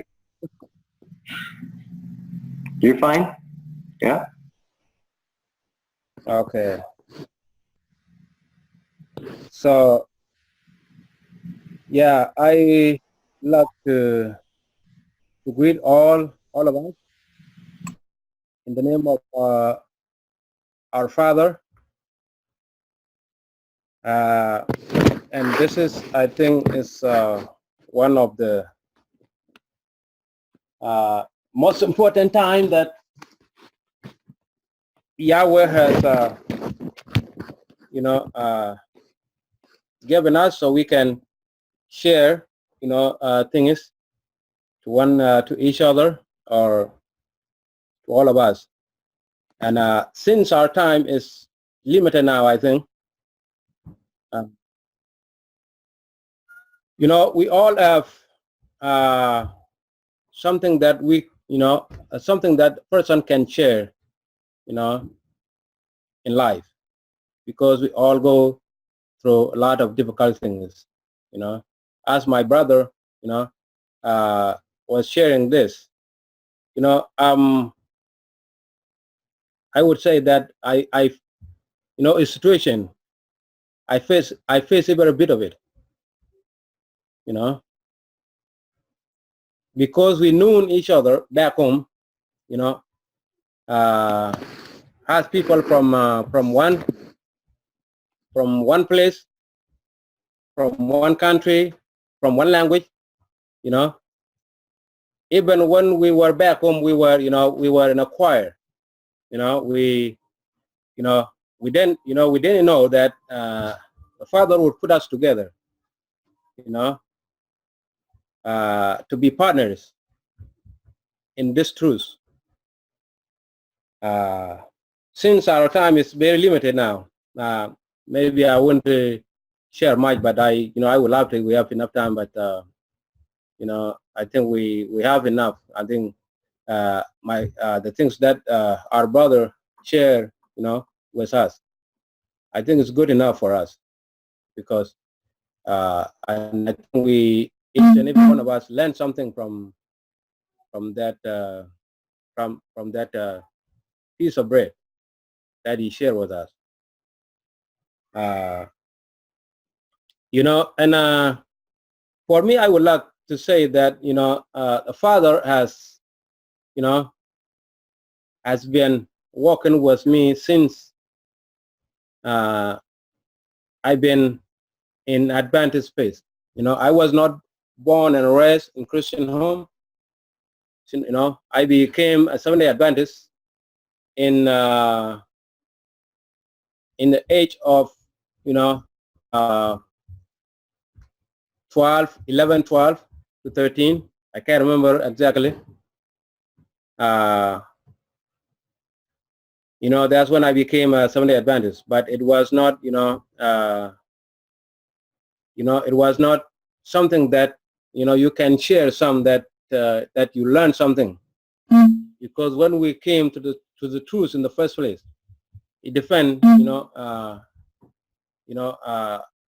as we human being individually. So everyone has something that he has to share, something that he learned, something that bring him or brought that person to the truth.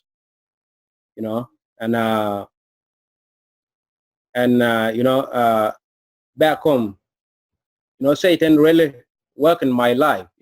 I wouldn't share every bit of it. I wouldn't go in detail, because since we have a very limited time. It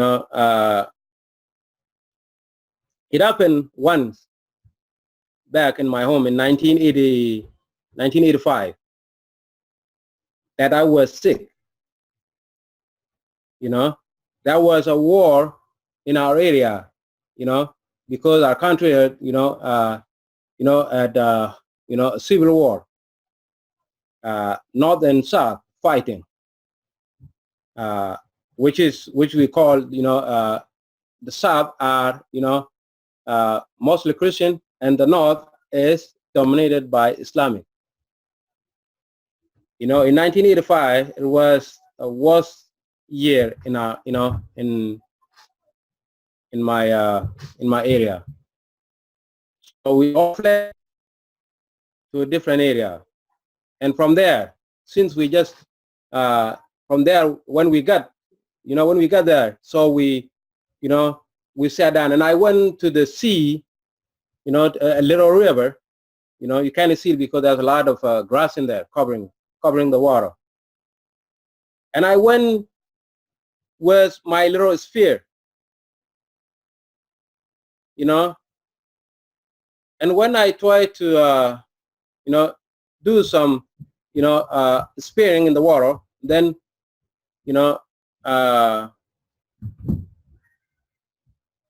I end up hitting a big fish that I didn't even know what it is. I didn't even see it. And from there, I got sick. Throughout that period of time, so I was sick. And nobody knew that I was going to be alive. They had to feed me. They have to shower me. They have to do anything. I didn't even know nothing at all. All I remember is my mother had to feed me.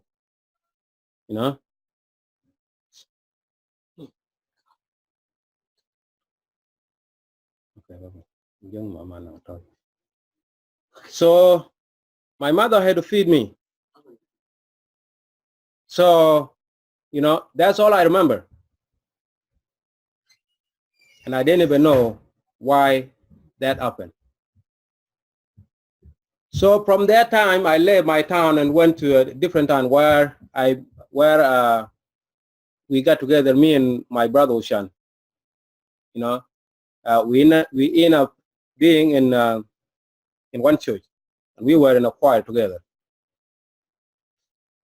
So at that time, so we didn't know much. We didn't know anything. All we have to do just go to the Sabbath. When the Sabbath comes, then we go and sing, and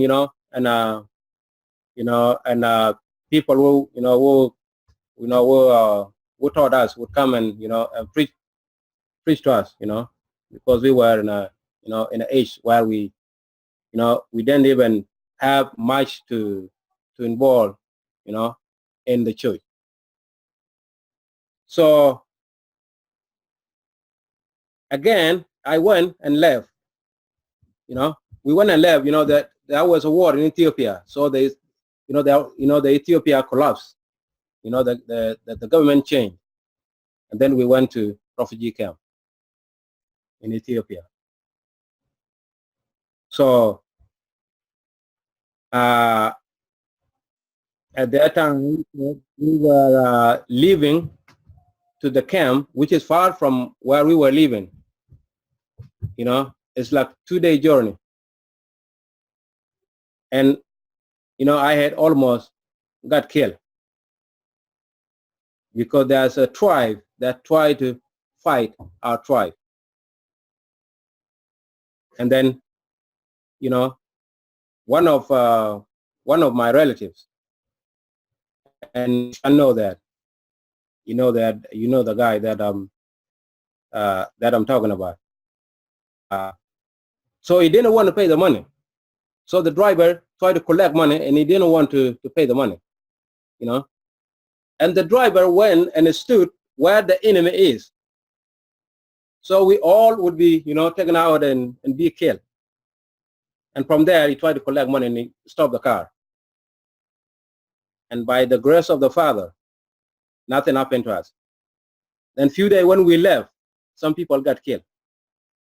Even some people that I was traveling with, some of them got killed. A year later, even while we just left, some people, a car was ambushed. That was a different time. And then another time, we went to refugee camp, and that camp I left. I had a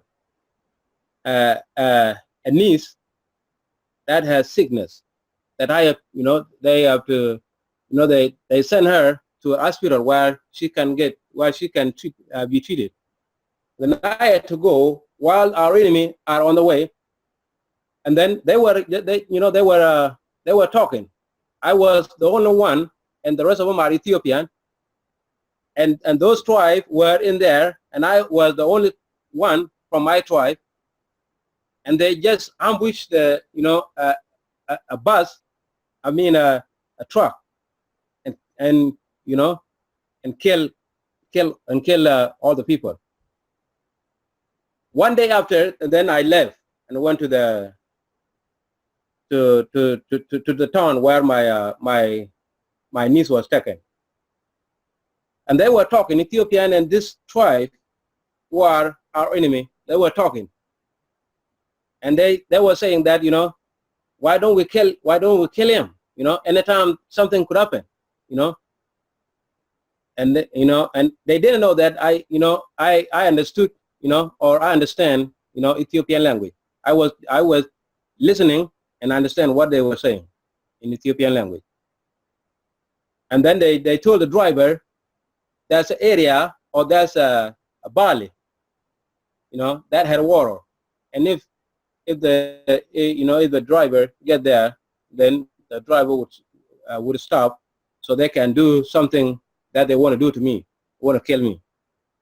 And then when the driver reached that area, that barley, it speed up the truck. It's a pickup truck, and he speed up, and he drive very fast, and and they try to tell him to stop, and he couldn't stop. They were yelling and yelling. We were sitting, on the back of the pickup. He wouldn't listen until he reached the town.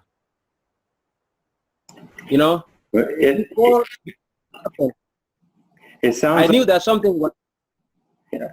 It sounds like Abba has put you two together for a reason. You've had similar fights and just similar struggles and similar backgrounds, and he's able to put you together. I think it's pretty amazing how Abba does that. He'll connect you with somebody who's had the same experiences, or even come from the same place, to be strong. He oftentimes will, break people or break situations into two, so he can bring it back into one. And so it's a way that he multiplies a lot of things. And it looks like he's used you guys to do just that. It sounds like you've been parted from each other for a season, to be brought back together for a better season. And I'm excited for you guys and for what you're doing. You're both in Minnesota right now, is that right? Yes, we are. In Minnesota. Praise Yah for both of you guys. It's one word from a brother can change all of our lives. I think that's why Yahuwah points out that the remnant are those that obey the commandments and have the testimony of Yahusha, right? And through that testimony, I believe you guys are reaching a lot of people for Yah's kingdom. And having the calendar behind you, wow, that's just so much clearer and so much better. Amen. I want to thank both of you guys for your words of encouragement and for sharing your testimony. On the East Coast, I guess it's 12, 8, 9, 10, 11 p.m. there on the East Coast. Is that right, Lisa? 11 p.m. So almost midnight there, an hour away. Yeah. I don't want to cut anybody off. Is there anyone else that would like to have a question for either of these fine men that are shared tonight? Have a comment or a statement, or just a word of encouragement? Mark? Sure, I'd like to thank you very much, Ochan and Twatch, for your testimonies and your encouragement, for the hard roads you face to keep looking up and never give up. And I'm going to keep you in my prayers. And may Yahuwah bless you guys and strengthen you and protect you and give you favor in all that you are doing on this earth. Amen. Amen. Amen. Thank you. just wanted to say that I appreciate this message, and that's very encouraging. And we all need to learn to not to fear men, but to be faithful to our Heavenly Father and to His Word.